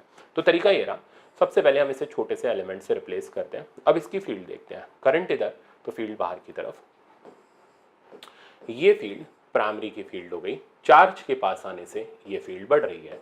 अब पूरा प्रोसेस सेट कर देते हैं, फील्ड बढ़ रही है तो सेकेंडरी यानी ये ब्लू वाला लूप इसको कम कराने के लिए अंदर की तरफ फील्ड लाएगा, यानी अपोजिट डायरेक्शन में फील्ड लाएगा, और अंदर की तरफ फील्ड आ गई तो इंड्यूस करंट क्लॉकवाइज हो जाएगा। तो अप्रोच करते वक्त इंड्यूस करंट क्लॉकवाइज है। ये ध्यान रखना, ये चार्ज पॉजिटिव के लिए कर रहे हैं, अगर नेगेटिव होता तो यही करंट उल्टा हो जाता और सारी चीज़ें अपोजिट डायरेक्शन में आती, यानी करंट क्लॉकवाइज की जगह एंटी क्लॉकवाइज बन जाता। अब रिसीड करने पर, दूर जाने पर क्या होगा, ऐसे में करंट का सेंस तो यही रहा, ठीक है ना। फील्ड का डायरेक्शन प्राइमरी का बाहर रहा, बट नेचर बदल गया। अब ये फील्ड कम हो रही है तो सेकेंडरी वाला इसको कम नहीं होने देगा, इसको बढ़ाने की कोशिश करेगा। बढ़ाने के लिए सेम डायरेक्शन में फील्ड आएगा, तो अगर ये बाहर की तरफ है तो सेकेंडरी की फील्ड भी बाहर होगी और सेकेंडरी के अंदर induce current anti clockwise sense में आ जाएगा। तो पहले क्लॉकवाइज और बाद में आ गया एंटी क्लॉकवाइज। तो अगर एक charge passes by circular loop तो करंट अपनी पोलैरिटी चेंज करेगा, आते वक्त कुछ और होगा, जाते वक्त कुछ और होगा। अगर पहले एंटी क्लॉकवाइज है तो बाद में क्लॉकवाइज, या पहले क्लॉकवाइज है तो बाद में एंटी क्लॉकवाइज। तो अब ये सवाल भी आपका पक्का पक्का तैयार हो गया, ठीक है ना। ये भी काफ़ी इंपॉर्टेंट प्रॉब्लम गिना जाता है। अब चलते हैं हम आगे। Coaxial solenoid. अब कोएक्सियल सोलेनॉइड, तो यहाँ पर हमारा कोफिशिएंट ऑफ म्यूचुअल इंडक्शन का फॉर्मूला आता है। सेल्फ इंडक्शन का तो आपने देख ही लिया था मुन्ना, ठीक है ना। म्यूचुअल इंडक्शन का भी वही है, μ0 ठीक है ना। बस इसके अंदर चीज़ें ध्यान से सुनना, μ0 ये तो हो गई अपनी permeability, small np number of turns per unit length of primary, ns number total number of turns of secondary, as ये बड़ा इंपॉर्टेंट है क्योंकि यहाँ बच्चे मात खा जाते हैं। as एरिया ऑफ सेकेंडरी नहीं है, AS वो कन्फाइंड एरिया ऑफ सेकेंडरी है जिसमें प्राइमरी की फील्ड पास कर रही है। जैसे यहाँ पर अगर आप चेक करो तो ये ब्लू वाली प्राइमरी है और येलो वाली कॉइल सेकेंडरी है। सेकेंडरी कॉइल ये रही। अब सेकेंडरी कॉइल का आप देख रहे हो क्रॉस सेक्शन बड़ा है, प्राइमरी का छोटा है, तो हमें वो कन्फाइंड एरिया ऑफ सेकेंडरी लेना है, यानी येलो वाले का उतना एरिया लेना है जितने में प्राइमरी की फील्ड लाइंस पास कर रही हैं। तो प्राइमरी की फील्ड लाइंस तो इतने रीजन में ही है, तो अगर ये कॉइल इससे बड़ी है तो इसका एरिया किसी काम का नहीं है, एरिया हमें वही चाहिए होगा जितने में प्राइमरी की फील्ड लाइंस कन्फाइंड होगी। तो AS को हम एरिया ऑफ सेकेंडरी नहीं बोलते, AS को हम कन्फाइंड एरिया ऑफ सेकेंडरी बोलते हैं, और ये वो एरिया होता है जितने में प्राइमरी की फील्ड लाइंस पास करती हैं। ये बात अपने दिमाग में बैठा लो, ठीक है ना। और अगर आप ये सोच बैठे हो कि AS एरिया ऑफ सेकेंडरी होता है तो आप भ्रम में जी रहे हो, आपके कंसेप्ट गलत हो जाएंगे। तो AS confined area of secondary होता है जितने एरिया में प्राइमरी की फील्ड लाइन कंसंट्रेटेड होती हैं, ठीक। अब डायरेक्शन का वही प्रोसेस है। सबसे पहले करंट दौड़ाया, प्राइमरी की फील्ड लाए। अब क्योंकि करंट इंक्रीज करेगा बैटरी लगे होने पर तो प्राइमरी की फील्ड भी इंक्रीज करेगी, सेकेंडरी इसको अपोज कराएगा, और इसके हिसाब से हमने इसका इंड्यूस करंट का डायरेक्शन देख लिया। तो डायरेक्शन तो बेहद आसान है। अब मैग्नीट्यूड पर हम काम करते हैं। तो अच्छा, फॉर्मूले जैसे सेल्फ इंडक्शन में फॉर्मूले थे वैसे ही म्यूचुअल इंडक्शन में यहाँ का टोटल फ्लक्स, ठीक है ना, total flux of secondary coil, ठीक। चलो मैं एक साथ ही दिखा देता हूँ आपको, यहीं पे देखो, तो सबसे पहले हम देखेंगे टोटल फ्लक्स। तो जो टोटल फ्लक्स है वो हो जाएगा m टाइम्स IP, जहाँ IP हो जाएगा प्राइमरी का करंट। तो चेंज इन फ्लक्स वो होगा चेंज इन प्राइमरी के करंट की वजह से। दूसरा, अब हमें इंड्यूस EMF निकालना होगा सेकेंडरी में, वो तरीका वही है delta phi by delta T and D five by D T. तो फॉर्मूला बन जाएगा m delta IP by delta T और m DIP by D T. अब तो बस खाली फॉर्मेलिटी है। अब आप आई इंड्यूस निकालोगे, आई इंड्यूस का फॉर्मूला वही सेम E/R, और चौथे नंबर पर आप चार्ज फ्लो निकालोगे, इसका formula same delta phi by R. तो बाकी सब एज इट इज वही है, बस खाली बदल गया, LI की जगह आ गया MI। आई ध्यान रखना प्राइमरी का करंट है, तो प्राइमरी की करंट की वजह से सेकेंडरी के अंदर induction is called mutual induction. अब मैं चलता हूँ न्यूमेरिकल पर। तो ये आपका न्यूमेरिकल है। न्यूमेरिकल लगाते वक्त क्या चीज़ का ध्यान रखना है, जब भी म्यूचुअल इंडक्शन का न्यूमेरिकल आए, किस चीज़ का आपको ध्यान रखना है कि सेकेंडरी कॉइल का कितना एरिया आपको लेना है, ये सबसे ज़्यादा मैटर करता है। बाकी सब मोमाया है, ठीक है ना। अगर सेकेंडरी कॉइल का एरिया समझ आ गया तो आप मात नहीं खाओगे। अब चलो देखो, ये कह रहा circular ring is capped at the axis of solenoid, number of turns per unit length of solenoid are 1000, radius solenoid का 10 centimetre, find out coefficient of mutual induction if radius of ring is 2 centimetre. तो ये 2 centimetre 10 centimetre से छोटा है, यानी ये जो secondary coil है प्राइमरी के अंदर कन्फाइंड है, ठीक है ना। तो अब इसके पूरे के पूरे एरिया की हमें जरूरत पड़ेगी, क्योंकि इतने एरिया में से प्राइमरी की फील्ड लाइंस पास कर रही हैं। अगर उल्टा होता, ये वाला रेडियस 10 होता, ये वाला रेडियस 2 होता, तो वो 10 काम का नहीं आता, सिर्फ और सिर्फ 2 काम का आता, यानी सेकेंडरी के अंदर का उतना एरिया काम में आता जितने में प्राइमरी की फील्ड लाइंस कन्फाइंड है। अब तो फॉर्मूला लगाओ, तो mu not NP NS AS। अब म्यू नॉट की वैल्यू तो आप जानते हो, 4 पाई इंटू 10 की power -7, number of turns per unit length of primary वो हमने लिखा हुआ है 1000, into total number of turns of secondary. अब इसके कोई नंबर ऑफ टर्न्स नहीं दे रखे तो हम मान लेते हुए चलेंगे, इंटू कन्फाइंड एरिया। अब इसका कन्फाइंड एरिया हो गया पाई आर स्क्वायर हो गया 2 स्क्वायर, दैट मीन्स 4 इंटू 10 की पावर -4। तो फाइनल आंसर आया 16 पाई स्क्वायर। तो 16 पाई स्क्वायर इंटू 10 की पावर -7 -4 -11 इंटू 10 की पावर +3। अब देखें कितना आंसर बचता है, तो 16 पाई स्क्वायर इंटू 10 की पावर -8 और इसका यूनिट हो गया हेनरी। तो this is the coefficient of mutual induction, ठीक है ना, जो इस केस के अंदर हमारे पास आया कितना, 16 पाई स्क्वायर इंटू 10 की पावर -8 हेनरी। पाई स्क्वायर को आप 10 भी लिख सकते हो, बट वो ऑप्शन डिपेंडेंट होता है कि हमें क्या करना है। अब मैं आपको नेक्स्ट एग्जाम्पल पर ले चल रहा हूँ। ये आपका AIPMT 2010 का एग्जाम्पल है, ठीक है ना। अब इसको आप अच्छी तरीके से देखना, यहाँ पर क्या चीज़ें आकर कर रही हैं, कैसे चीज़ों को हमें डिस्कस करना है। देखो, अ conducting circular loop is placed in uniform magnetic field. अब यहाँ पर क्या कंसेप्ट चल रहा है, अब हम आ रहे हैं चेंज ऑफ एरिया पर, ठीक है ना। मैग्नेटिक फील्ड का चेंज हमने सीख लिया, कॉइल और बार मैग्नेट हो गया, सेल्फ इंडक्शन हो गया, म्यूचुअल इंडक्शन हो गया, ट्रांसफार्मर में आगे बताऊंगा। अब हम आते हैं चेंज ऑफ एरिया पर। तो जब हम एरिया चेंज करते हैं तो एरिया चेंज करने से फ्लक्स चेंज होता है, EMF इंड्यूस होती है। वो इंड्यूस EMF अपोजिंग नेचर की होती है। अगर एरिया बढ़ेगा तो वो उसको कम कराने की कोशिश करेगी, कम होएगा तो बढ़ाने की कोशिश करेगी। इस पे पहला सवाल आपका श्रिंकिंग ऑफ लूप का सवाल है, अब मैं उसको डिस्कस कर रहा हूँ। देखो, तो a conducting circular loop is placed in uniform magnetic field with its plane perpendicular to the loop, ठीक है ना। तो एक सर्कुलर लूप है ये रहा, जिसको हमने परपेंडिकुलर मैग्नेटिक फील्ड में रख दिया। ऐसा होने से फील्ड और एरिया के बीच का एंगल 0 हो गया। अच्छा, डाटा में क्या कहते रखा है, मैग्नेटिक फील्ड की वैल्यू 0.025 टेस्ला, जिसको मैंने लिखा 25 इंटू 10 की power -3 Tesla, with its plane perpendicular to loop, the radius of loop is made to shrink at constant rate। इसका मतलब होता है dr/dt। तो जिस रेट से रेडियस चेंज कर रहा है dr/dt वो 1 मिलीमीटर पर सेकेंड, दैट मीन्स 10 की पावर -3 मीटर पर सेकेंड हो गया। अच्छा, the induce EMF when the radius is 2 centimetre. तो इंस्टेंटेनियस वैल्यू ऑफ रेडियस से रखा है 2 सेंटीमीटर।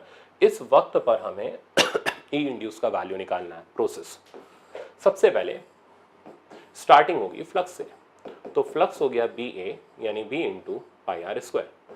अब हम इसका इंड्यूस EMF निकालेंगे, मैग्नीट्यूड निकालेंगे बाय यूजिंग d∅/dt। तो जैसे ही आप D phi by D T करोगे तो इसका डिफरेंशिएशन हो जाएगा। अच्छा अब ध्यान से देखना, b और पाई तो ऐसा ही रहा, आर स्क्वायर का डिफरेंशिएशन हो गया 2r, साथ में आ गया D R by D T. तो फाइनल आंसर आ गया b into two pi R times D R by D T. D R by D T को बोलते हैं rate of change of radius with respect to time. तो ये हमें सारा डाटा आप क्वेश्चन में गिवन है, इसको उठा के हम सब्स्टिट्यूट कर देते हैं और ई इंड्यूस का वैल्यू आ जाएगा। तो डाटा मैं यहाँ पुट कर रहा हूँ, आप यहाँ पे बताते भी जाना। तो ई इंड्यूस का वैल्यू, मैग्नेटिक फील्ड का वैल्यू हम सब्स्टिट्यूट करते हैं 25 इंटू 10 की पावर -3 इंटू 2 पाई। रेडियस की वैल्यू आपको दे रखी है 2 सेंटीमीटर, तो 2 इंटू 10 की power -2 into D R by D T 10 की पावर -3। तो फाइनल आंसर आ गया, ये बन गया हमारा 100 पाई स्क्वायर इंटू 10 की पावर 3 3 6 और 2 8 -8। तो फाइनल रिजल्ट आ गया, ठीक है ना। आप आंसर अब आप चेक करो कि आप पाई स्क्वायर को या जितना भी रिजल्ट है, जैसे पाई स्क्वायर है, पाई स्क्वायर नहीं पाई है, सॉरी, तो 100 पाई आ रहा है इंटू 10 की पावर -8। अब हमें ये देखना पड़ेगा कि पाई की वैल्यू डाली गई है, आंसर पाई के टर्म में, तो चेक करो सब में पाई लटक रहा है, तो इसका मतलब पाई को एज इट इज छोड़ना है। तो इसकी पावर को इसके साथ निपटाते हैं। ईएमएफ का यूनिट लगाते हैं वोल्ट। अब आंसर हमें माइक्रो वोल्ट में चाहिए, तो माइक्रो तो खुद ही तैयार हो गया, तो पाई माइक्रो वोल्ट इसका फाइनल आंसर हो गया। ऑप्शन नंबर हमारा बी करेक्ट हो गया। तो ये था आपका AIPMT 2010। ऐसा ही सेम प्रॉब्लम 2009 में था, तो वो सेम था इसलिए मैंने रखा नहीं, सब एज इट इज डाटा था, बस थोड़ा सा वैल्यू चेंज था उसके अंदर, कंसेप्ट एज इट इज था। तो मेरे ख्याल से अब आप श्रिंकिंग ऑफ लूप सीख गए, ठीक है ना, क्योंकि 2010 के बाद ये सवाल देखा नहीं गया, हो सकता है 2020 के अंदर आपको इस टाइप का सवाल मिल जाए। अब चलते हैं हम नेक्स्ट एग्जाम्पल पर। इसको बोलते हैं मोशनल EMI।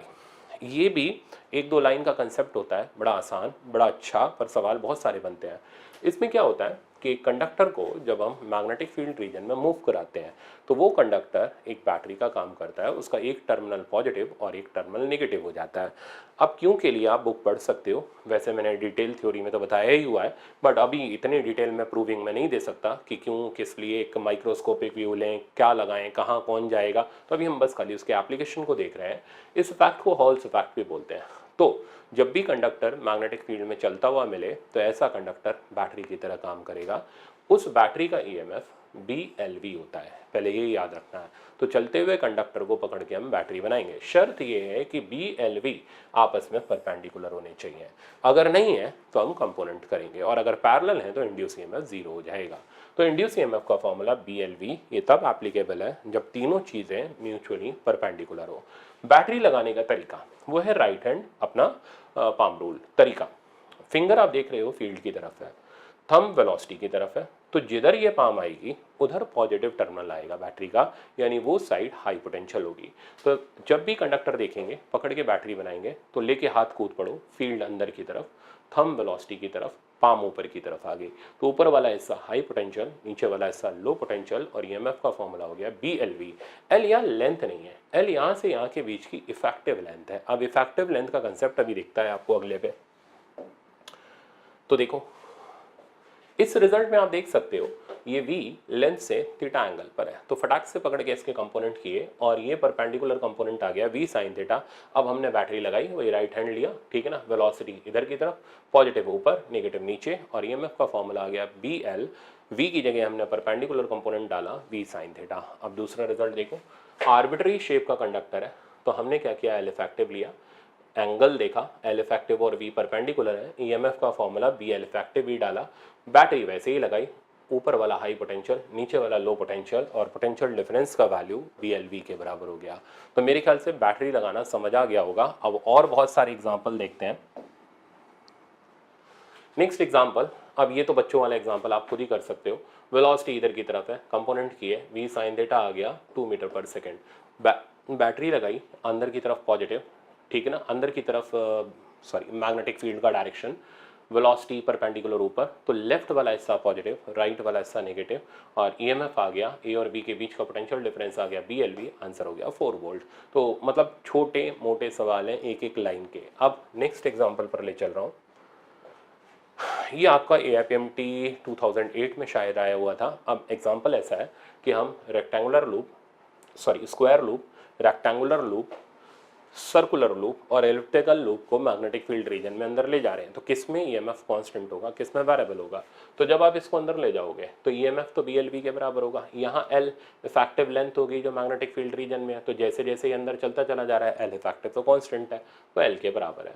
तो इस सिचुएशन में ईएमएफ कांस्टेंट है, तो स्क्वायर लूप में ईएमएफ चेंज नहीं कर रहा, रेक्टेंगल में भी चेंज नहीं करेगा, बट सर्कल में देखोगे तो जैसे जैसे अंदर चलता चला जाएगा एल इफेक्टिव बढ़ता चला जाएगा। जब ये डायमीटर पे होगा तो एल इफेक्टिव मैक्सिमम होगा, फिर ईएमएफ कम होना शुरू होगा। तो सर्कुलर लूप और इलेप्टिकल लूप में इंड्यूस ईएमएफ वेरिएबल जनरेट होगा, रेक्टेंगुलर और स्क्वायर लूप में ईएमएफ जो होगा वो कांस्टेंट रहेगा अनटिल अनलेस जब तक वेलोसिटी कांस्टेंट है। तो ये पूछा गया था, बोला गया था 4 लूप्स हैं, रेक्टेंगल, स्क्वायर, सर्कल, एलिप्स, इनको कांस्टेंट वेलोसिटी से मैग्नेटिक फील्ड रीजन से पास कराते हैं, तो किस में ईएमएफ कांस्टेंट मिलेगा। तो आपके सामने जवाब है स्क्वायर में और रेक्टेंगल में, सर्कल और एलिप्स में वेरिएबल होगा। Next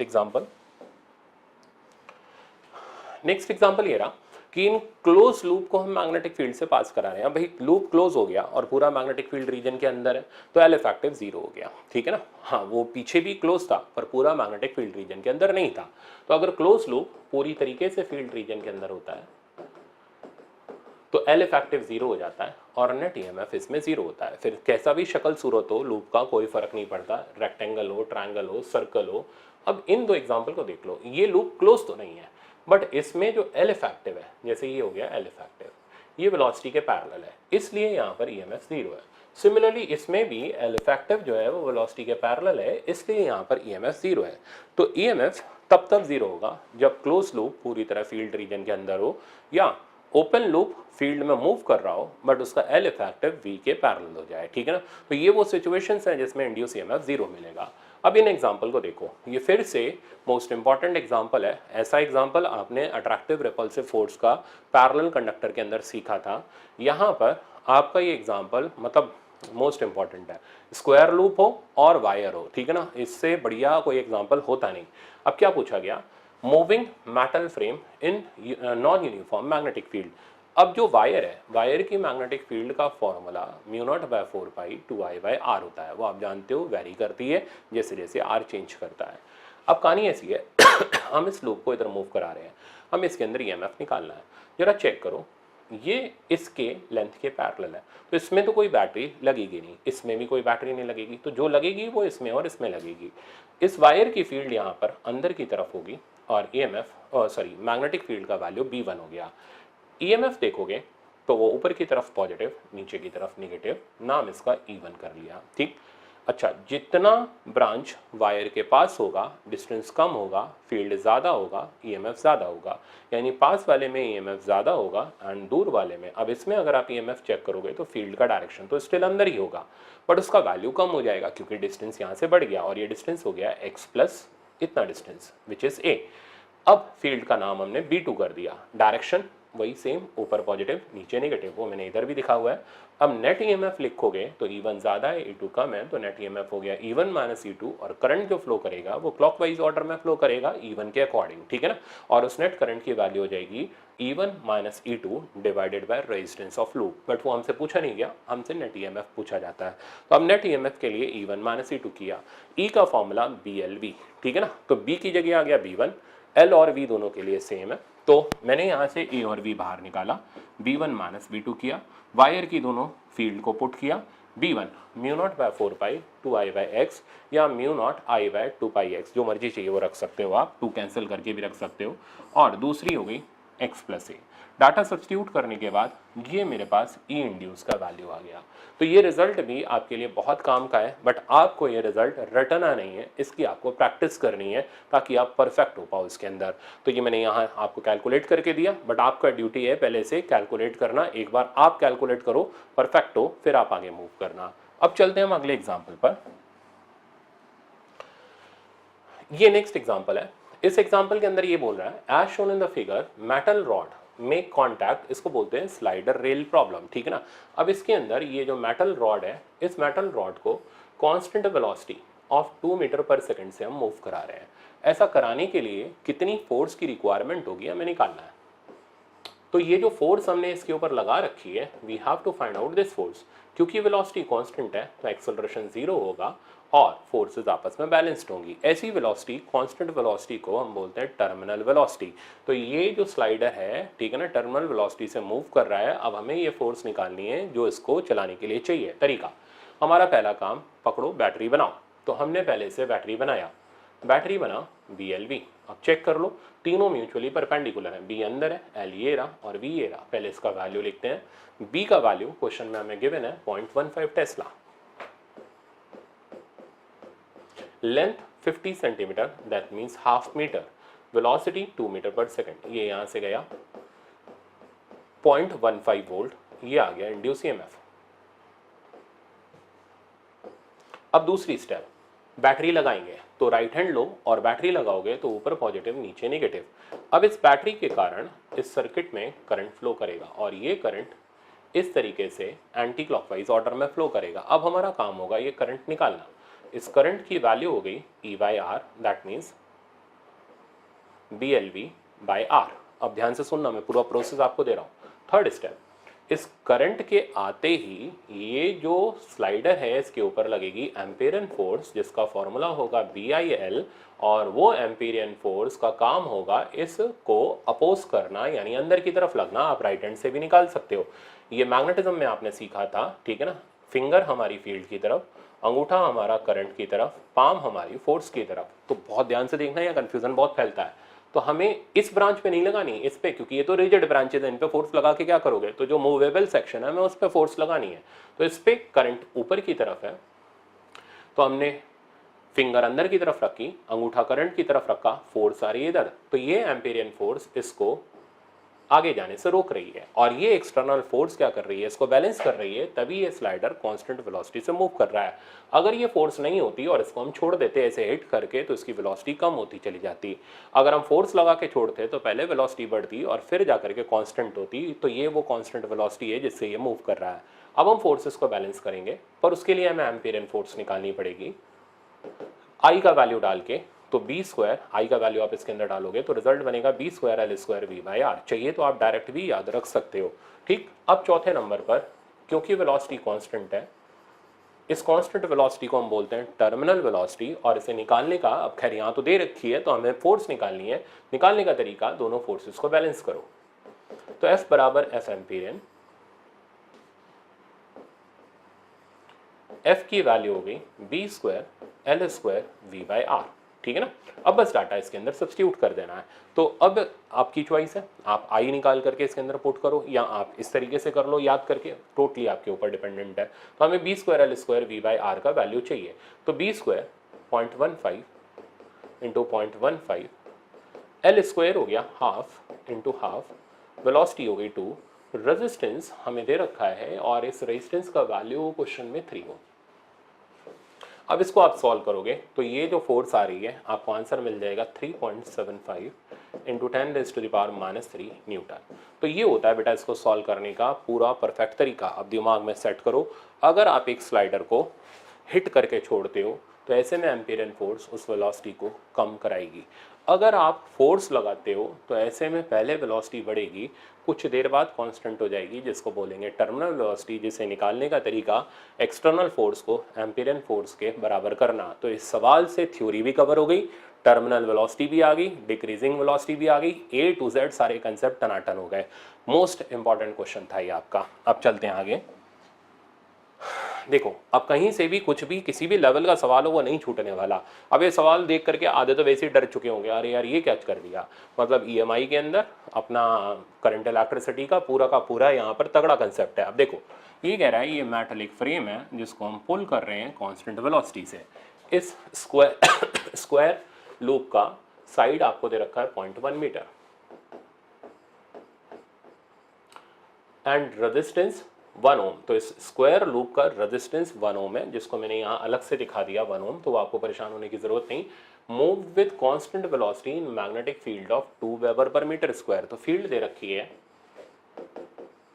2 weber per metre square, okay. The magnetic field is perpendicular to the plane of loop. Loop is connected to the network of resistance as shown. What should be the velocity so that have steady current of constant current चाहिए 1 milli ampere का। तो हमें current दे रखा है, तो हम पहला काम जैसे हम चलें वैसे ही चलेंगे। पकड़ो बैटरी बनाओ, तो बैटरी यहाँ बन गई, ईएमएफ हो गया BLV, और करंट ऐसे फ्लो किया, इधर गया, इधर गया, इधर आया। अब चेक करो बेटा, ये अपॉन ये और ये अपॉन ये बराबर है, दैट मीन्स ये बैलेंस्ड व्हीट स्टोन ब्रिज है, तो बीच का रेजिस्टेंस गायब हो जाएगा। तो जैसे ही रेजिस्टेंस आप इधर से गायब करोगे, सर्किट आपके सामने आ गया, ठीक है ना। अब हमें करंट का वैल्यू दे रखा है और हमें वी का वैल्यू निकालना है। तो पहले हम एक काम करते हैं, सर्किट सिंप्लीफाई कर लेते हैं। सर्किट सिंप्लीफाई करेंगे तो 3 और 3 हो गया 6, इधर भी हो गया 6, 6 और 6 पैरेलल में 3। तो हमारा फाइनल सर्किट ये रहा, ये नेटवर्क बन गया 3 ओम, इधर हमारे पास है 1 ओम, बैटरी ये रही, और करंट का वैल्यू हम जानते हैं विच इज़ 1 मिली एम्पेयर। तो सबसे पहले हम बैटरी का ईएमएफ निकालते हैं, फिर BLV करके हम V निकाल लेंगे। तो मैं आगे इधर कर रहा हूँ सवाल। तो E इज इक्वल्स टू लगाया IR, I की वैल्यू होगी 1 मिली एम्पेयर, और टोटल रेजिस्टेंस हो गया 4 ओम, आंसर आ गया 4 milli volt is equals to BLV। बस अब डाटा सब्स्टिट्यूट करो। Magnetic field 2 weber per metre square, तो SI सिस्टम में ही है। लेंथ हमारे पास 0.1 metre into velocity is equals to 4 into 10 की पावर -3। यहाँ से वेलोसिटी की वैल्यू मेरे पास आ गई, ये यहाँ से गया 2 इंटू 10 की पावर -2 मीटर पर सेकेंड, जिसको लिख सकते हैं हम 2 सेंटीमीटर पर सेकेंड। तो हम लूप को 2 सेंटीमीटर पर सेकेंड की वेलोसिटी से मूव करा रहे हैं। ऑप्शन नंबर बी करेक्ट हो गया। तो आपके सामने एक बहुत बढ़िया सवाल था ये, जो मोशनल EMI को बहुत अच्छी तरीके से समझा सकता है विद करंट इलेक्ट्रिसिटी। अब चलते हैं हम नेक्स्ट एग्जाम्पल पर ये प्रैक्टिस जरूर कर लेना। इससे भी बढ़िया बढ़िया टेस्ट के अंदर सवाल रखे हुए हैं, ठीक है ना। ऐसी प्रैक्टिस हो जाएगी EMI की कि गलती नहीं होएगा आपका। अब देखो अगला, इस जैसा सवाल आपका एम्स 2018 के अंदर या 19 के अंदर आया था। तो ये अब यहाँ रेजिस्टेंस की जगह कैपेसिटर लगा दिया, पूछता है इस पे चार्ज वगैरह बता दो कि कौन से पर पॉजिटिव कौन से पर नेगेटिव। हमें तो एक ही काम आता है, स्लाइडर पकड़ो बैटरी बनाओ। तो बैटरी बना दी, अब चार्ज फ्लो कराओगे, तो यहाँ से गया, यहाँ पहले टकराया, ये प्लस ये माइनस, तो ए वाला पॉजिटिव बी वाला नेगेटिव, ये हो नहीं सकता, ठीक है ना। और ये हो नहीं सकता, क्यों नहीं हो सकता, क्योंकि ए नेगेटिव बी पॉजिटिव, तो बचा ए वाला ऑप्शन। अब कैसे आप इस चार्ज को निकालोगे, पहले आपको ई निकालना पड़ेगा, हो गया BLV। अब क्योंकि V कांस्टेंट है, देखो क्वेश्चन के अंदर, ठीक है ना, और B कांस्टेंट है, L कांस्टेंट है, B कांस्टेंट, तो EMF भी कांस्टेंट हो गया। तो B की वैल्यू डाली हमने, B की वैल्यू हमारे पास क्वेश्चन में 4 टेस्ला, लेंथ हमें दे रखी है 1 metre, constant velocity 2 metre per second, answer आ गया है 8 वोल्ट। अब क्या करेंगे, चार्ज निकालना है, तो Q बराबर CV लगाया, ठीक है ना। अच्छा, चार्ज कैसा आएगा, कांस्टेंट आएगा, क्योंकि V कांस्टेंट है। तो C की वैल्यू हमें क्वेश्चन में दे रखी है कैपेसिटी 10 μF इंटू 8, तो आंसर आ गया 80 माइक्रोकूलम। तो A पर बेटा चार्ज आया +80 माइक्रोकूलम, और B पर चार्ज आ गया -80 माइक्रोकूलम। तो अब आपको समझ आ गया होगा कि ये वाला ऑप्शन इसका करेक्ट आंसर है। तो मेरे ख्याल से मोशनल EMI भाई गलत तो नहीं होना चाहिए अब, ठीक है ना। पूरा मैंने इसके सवाल डिटेल से आपको सिखा दिए। अब चलते हैं अगले पर। नेक्स्ट है रोटेशन। अभी हमने ट्रांसलेशन सीखा। अब अगर हम कंडक्टर को घुमा दें ओमेगा की एंगुलर वेलोसिटी से, तो अगेन वही सेम तरीका, वेलोसिटी का डायरेक्शन पकड़ा और बैटरी बना दिया। अब बैटरी का फॉर्मूला हाफ BL² ओमेगा हो जाता है, BLV नहीं होता। तो घूमते हुए कंडक्टर में हाफ BL² ओमेगा, चलते हुए कंडक्टर में BLV, तो हाफ BL² ओमेगा होगा। बैटरी लगाने का वही सेम तरीका, राइट हैंड फिंगर फील्ड की तरफ, अंगूठा टेंजेंशियल वेलोसिटी की तरफ, जिधर पाम आएगी उधर पॉजिटिव टर्मिनल। ओके, अब इस पे बेस्ड ये सवाल देखो, ये भी पेटेंटेड सवाल है, इसको वरदान है। ये सेमी सर्कल है R रेडियस का, और इसको हम घुमा रहे हैं, ठीक है। तो अब हम करेंगे क्या, हेड और टेल के बीच का ये L इफेक्टिव ले लेंगे। L इफेक्टिव हो गया 2R, और ये वेलोसिटी का डायरेक्शन हुआ, पकड़ करके बैटरी लगा दी। बैटरी का EMF लिखा हाफ B L इफेक्टिव का स्क्वायर इंटू ओमेगा, तो half B L effective 2R हो गया, तो 4R² ओमेगा, यानी 2B R² omega. I think अब आप ट्रांसलेशन और रोटेशन अच्छे से कर सकते हो। अब मैं आपको दिखाता हूँ इसके अंदर अगला कंसेप्ट जो कि है हमारा एसी जनरेटर। देखो ये सिंपल बोर्ड की थ्योरी है, तो 12th क्लास के अंदर भी आपने स्टडी करी होगी, तो इसमें मेरी कोई खास दिलचस्पी नहीं है, बट फिर भी मैंने आपकी थ्योरी के लिए एक जगह चीज़ें कलेक्ट कर दी। जनरेटर का काम इलेक्ट्रिसिटी प्रोड्यूस करना होता है। एसी जनरेटर में यहाँ स्लिप रिंग्स लगी होती हैं। एसी जनरेटर और डीसी मोटर में एक ही छोटा सा अंतर है, यहाँ ये स्लिप रिंग्स हैं एसी जनरेटर में, और डीसी मोटर में स्प्लिट रिंग है। तो डीसी स्प्लिट रिंग से होता है और एसी स्लिप रिंग से होता है, बस ये शब्द ध्यान रखना। अब इसके अंदर क्या होता है, हम कॉइल को घुमाते हैं तो इसमें थीटा चेंज करता है, तो फ्लक्स का वैल्यू वो जनरली हो गया बी ए कॉस थीटा, ठीक है ना। थीटा की वैल्यू हम सब्स्टिट्यूट करते हैं ओमेगा टी, ओमेगा की एंगुलर वेलोसिटी से घुमा रहे हैं। ईएमएफ आता है E not sine omega T, E not को बोलते हैं पीक वैल्यू ऑफ ईएमएफ, तो इसका फॉर्मूला ध्यान रखना है एन वी ए ओमेगा होता है, ठीक है ना। अच्छा, करंट निकालना है तो आई नॉट साइन ओमेगा टी, मतलब ये अल्टरनेटिंग टाइप का आता है। इक्वेशन आप देख सकते हो, ग्राफ आप देख सकते हो, तो इसको बोलते हैं एसी जनरेटर। अब इसमें मैं कुछ भी पूछूं तो मतलब मैं अल्टरनेटिंग करंट का ही पूछूंगा, तो बेस्ट है मैं वहीं पूछ लूंगा जब मैं एसी पढ़ाऊंगा। तो क्या क्या पूछेंगे, एवरेज वैल्यू, आरएमएस वैल्यू, तो एवरेज और आरएमएस तो अपना आता ही एसी के अंदर है, तो इसलिए इसकी न्यूमेरिकल हम एसी के साथ ही पैकअप कर लेंगे। अब डीसी मोटर, डीसी मोटर में क्या होता है, मोटर घुमाई जाती है बैटरी लगा के। तो यहां पर हमने ये बैटरी लगाई, इस बैटरी के लगाने से इसमें टॉर्क जनरेट होती है, करंट आता है, टॉर्क जनरेट होती है, और वो टॉर्क इसको रोटेट कराती है। रोटेट कराने से इसकी एंगुलर वेलोसिटी बढ़ती चली जाती है। तो ये जैसे जैसे घूमता जाता है ये अपनी एक इंड्यूस ईएमएफ प्रोड्यूस करता है, जिसको बोलते हैं बैक ईएमएफ।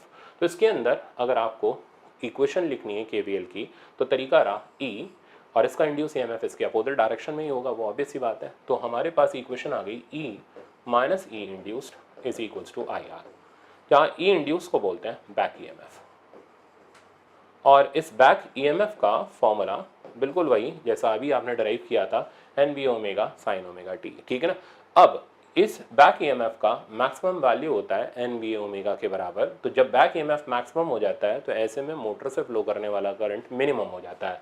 तो मिनिमम करंट की इक्वेशन हो गई ई यहाँ पर बैटरी का voltage minus N B omega maximum back EMF divided by resistance of this coil, या फिर बोलो पूरा आर्मेचर का रेजिस्टेंस। तो ये हमारे पास करंट की वैल्यू आ जाती है। अच्छा, इसमें एफिशिएंसी ऑफ डीसी मोटर होती है output power by input power, E यहाँ पर बैक ईएमएफ, और कैपिटल ई यहाँ सप्लाई का वोल्टेज। तो बैक ईएमएफ बाय सप्लाई का वोल्टेज ये हमारा एफिशिएंसी होता है, यानी N B omega divided by E efficiency को रिप्रेजेंट करता है। थ्योरी पॉइंट में ध्यान रखना, जब बैक ईएमएफ की वैल्यू E/2 होती है, यानी एक्सटर्नल ईएमएफ की आधी होती है, तो ऐसे में एफिशिएंसी मैक्सिमम मिलती है, और मैक्सिमम एफिशिएंसी इसकी 50% होती है। तो ये कुल मिला के छोटे मोटे पॉइंट्स हैं जो आपको डीसी मोटर के अंदर याद रखने हैं। अब न्यूमेरिकल देखो, ये कह रहा है armature of DC motor has 20 ohm resistance, तो हमें रेजिस्टेंस की वैल्यू पता है विच इज 20 ओम।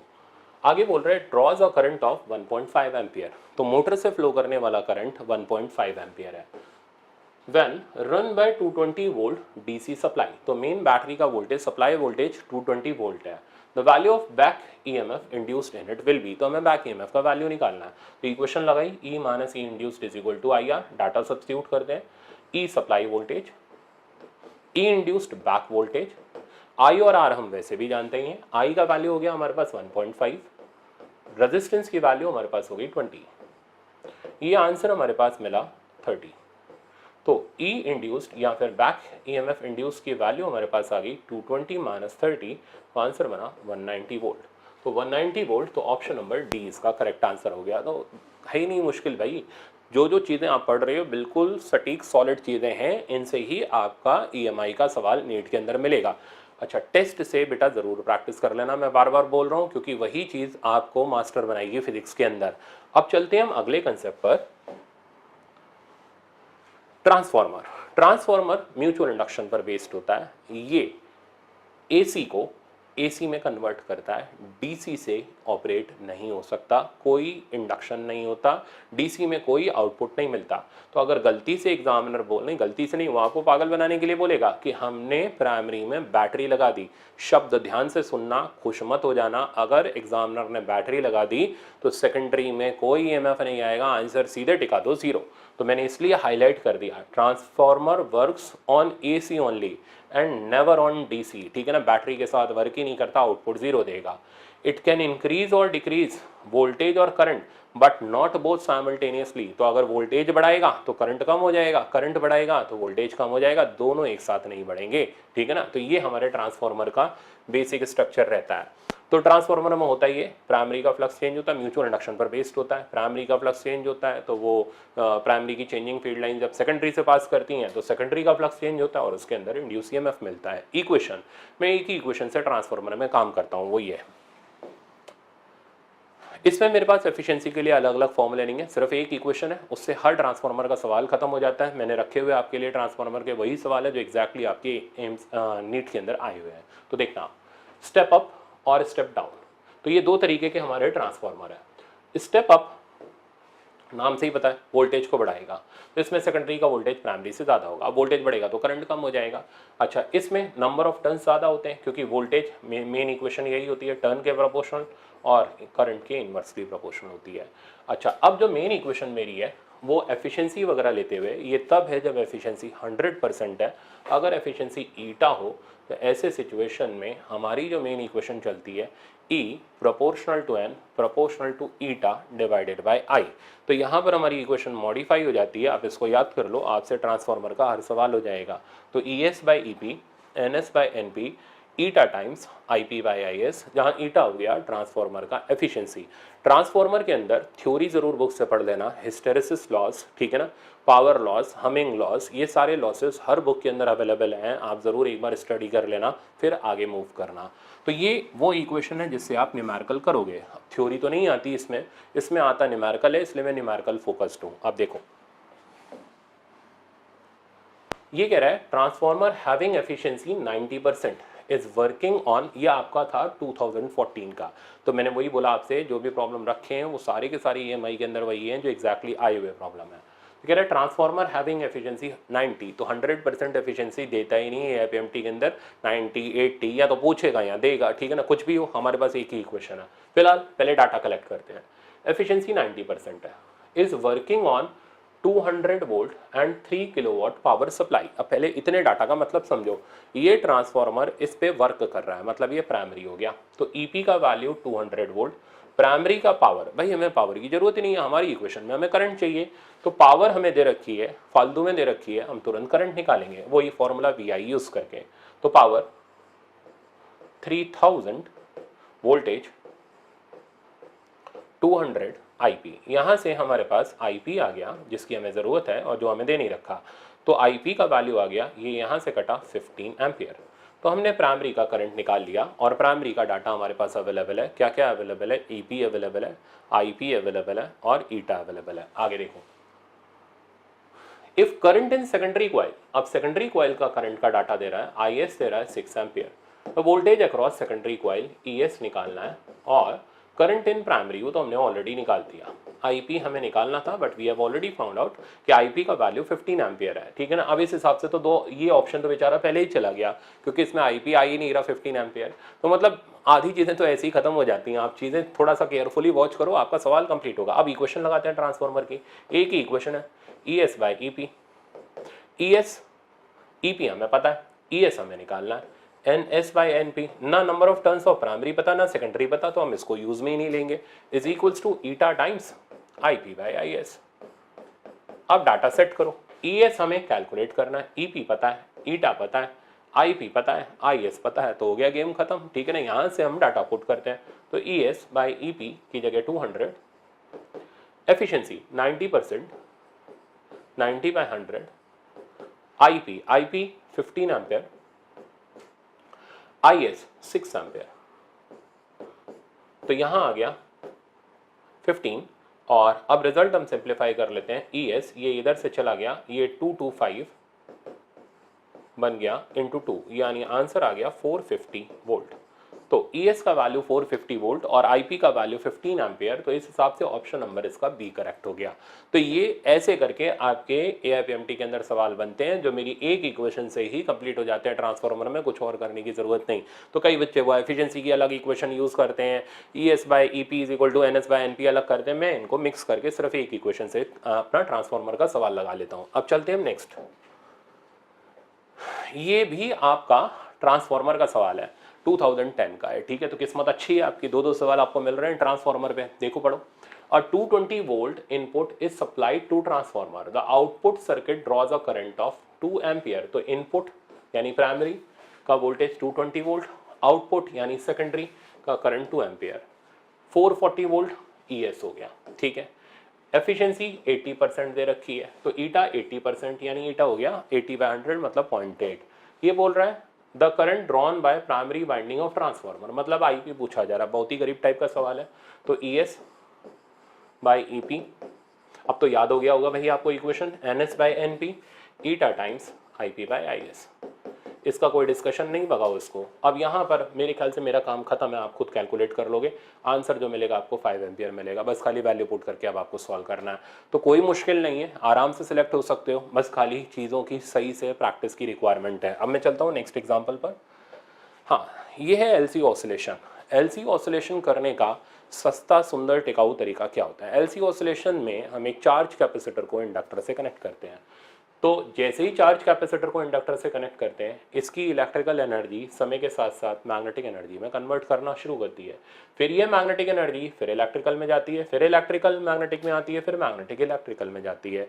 तो इस तरीके से इलेक्ट्रिक और मैग्नेटिक फील्ड बार बार समय के साथ प्रोड्यूस होती रहती हैं और ये सुपरपोज करके हमें एक EM वेव जनरेट करके देती हैं। और इस LC ऑसिलेशन की फ्रीक्वेंसी का फॉर्मूला होता है 1/2π√LC। तो ये तो स्टैंडर्ड फॉर्मूला हो गया तरीका।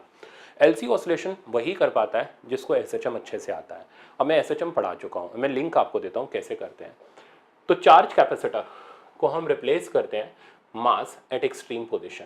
तो इस कैपेसिटर ने अपने अंदर इलेक्ट्रिकल एनर्जी भर रखी है, तो ऐसा है कि इस मास ने अपने अंदर पोटेंशियल एनर्जी स्टोर कर रखी है, इसको एक्सट्रीम पोजीशन से छोड़ा गया। जैसे ही इसको यहाँ से छोड़ते हैं तो ये तुरंत मीन पोजीशन की तरफ दौड़ता है, मीन पोजीशन पे पहुँच करके वेलोसिटी मैक्सिमम हो जाती है, तो यहाँ पर करंट मैक्सिमम हो जाता है। तो कहानी ऐसी है, चार्ज को हम डिस्प्लेसमेंट से रिप्लेस करते हैं और करंट को हम वेलोसिटी से रिप्लेस करते हैं। तो इसके रिप्लेसमेंट्स मैंने नेक्स्ट पेज पे दे रखे हैं, वो ये रहे।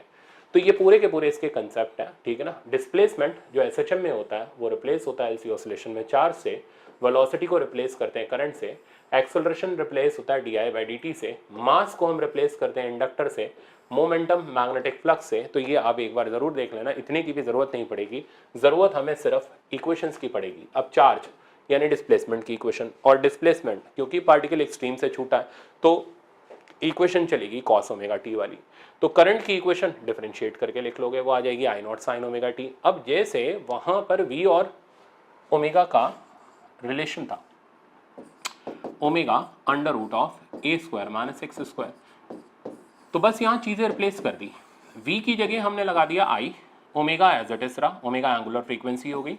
वहां का ओमेगा होता था √k/m, याद है ना, और यहाँ का ओमेगा होता है 1/√LC। और फ्रीक्वेंसी निकालनी हो तो 2πf डालो, 1/2π√LC, ठीक।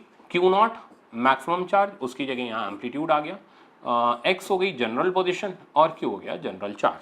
तो किसी भी वक्त पर करंट निकालना है तो ये इक्वेशन हमारे बड़े काम में आ जाती है। इस इक्वेशन से हम करंट की वैल्यू निकालते हैं। मैं आपको न्यूमेरिकल दिखाता हूँ, देखो न्यूमेरिकल इसमें LC ऑसिलेशन में ये रहा, ठीक है ना। और LC ऑसिलेशन में मतलब आपको कम न्यूमेरिकल मिलेंगे, जो कायदे का न्यूमेरिकल है मैंने यहाँ रखा हुआ है, सब चीज़ पूछ डाली है इसमें। आप सवाल देखो, ये कह रहा है कैपेसिटर हैविंग कैपेसिटी 80 μF। तो हमारे पास कैपेसिटर है जिसकी कैपेसिटेंस हमें 80 μF दे रखी है, इस charge by battery of 10 volt. तो ये बैटरी दे रहा है, चार्ज नहीं दे रहा, तो हमारा काम है चार्ज निकालना। तो हमने बैटरी का वोल्टेज पकड़ा और Q0 बराबर CV लगा के मैक्सिमम चार्ज निकाल लिया, जिसकी वैल्यू आ गई 800 microcoulomb. After complete charging, battery is disconnected.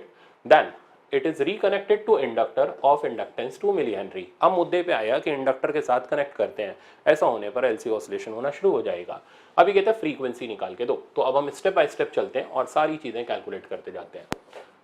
Frequency 1/2π√LC, बड़े ध्यान से समझना बेटा इसको, तो 1/2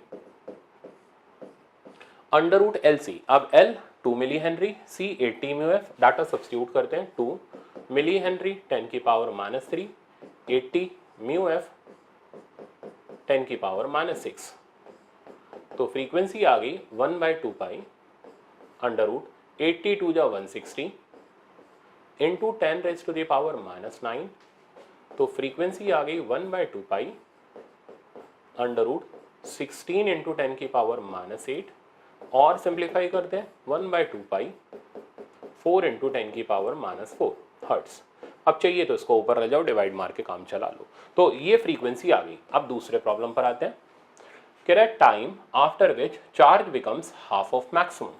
तो वो टाइम बताओ जितनी देर बाद चार्ज की वैल्यू मैक्सिमम की आधी हो जाए। इसके लिए अब हमें चार्ज की इक्वेशन चाहिए, रटा हुआ रखो उसको, Q0 cos omega T.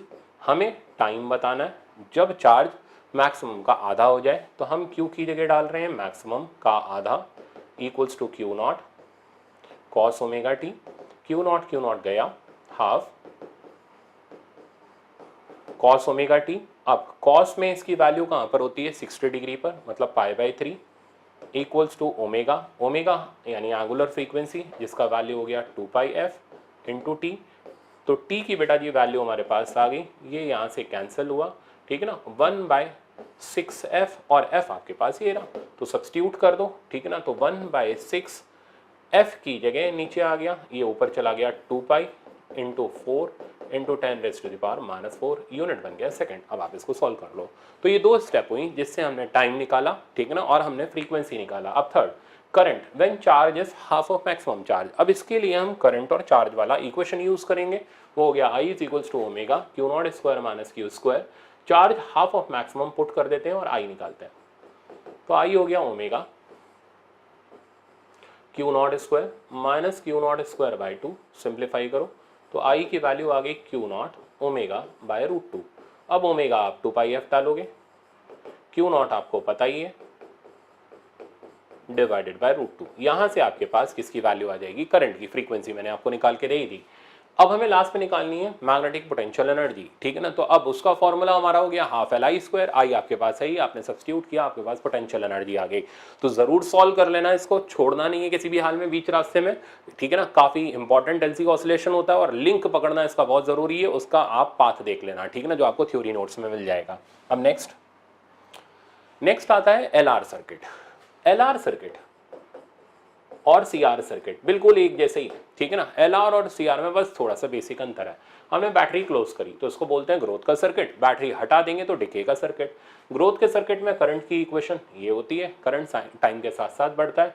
I0 को बोलते हैं maximum current, formula E/R, tau time constant, formula L/R।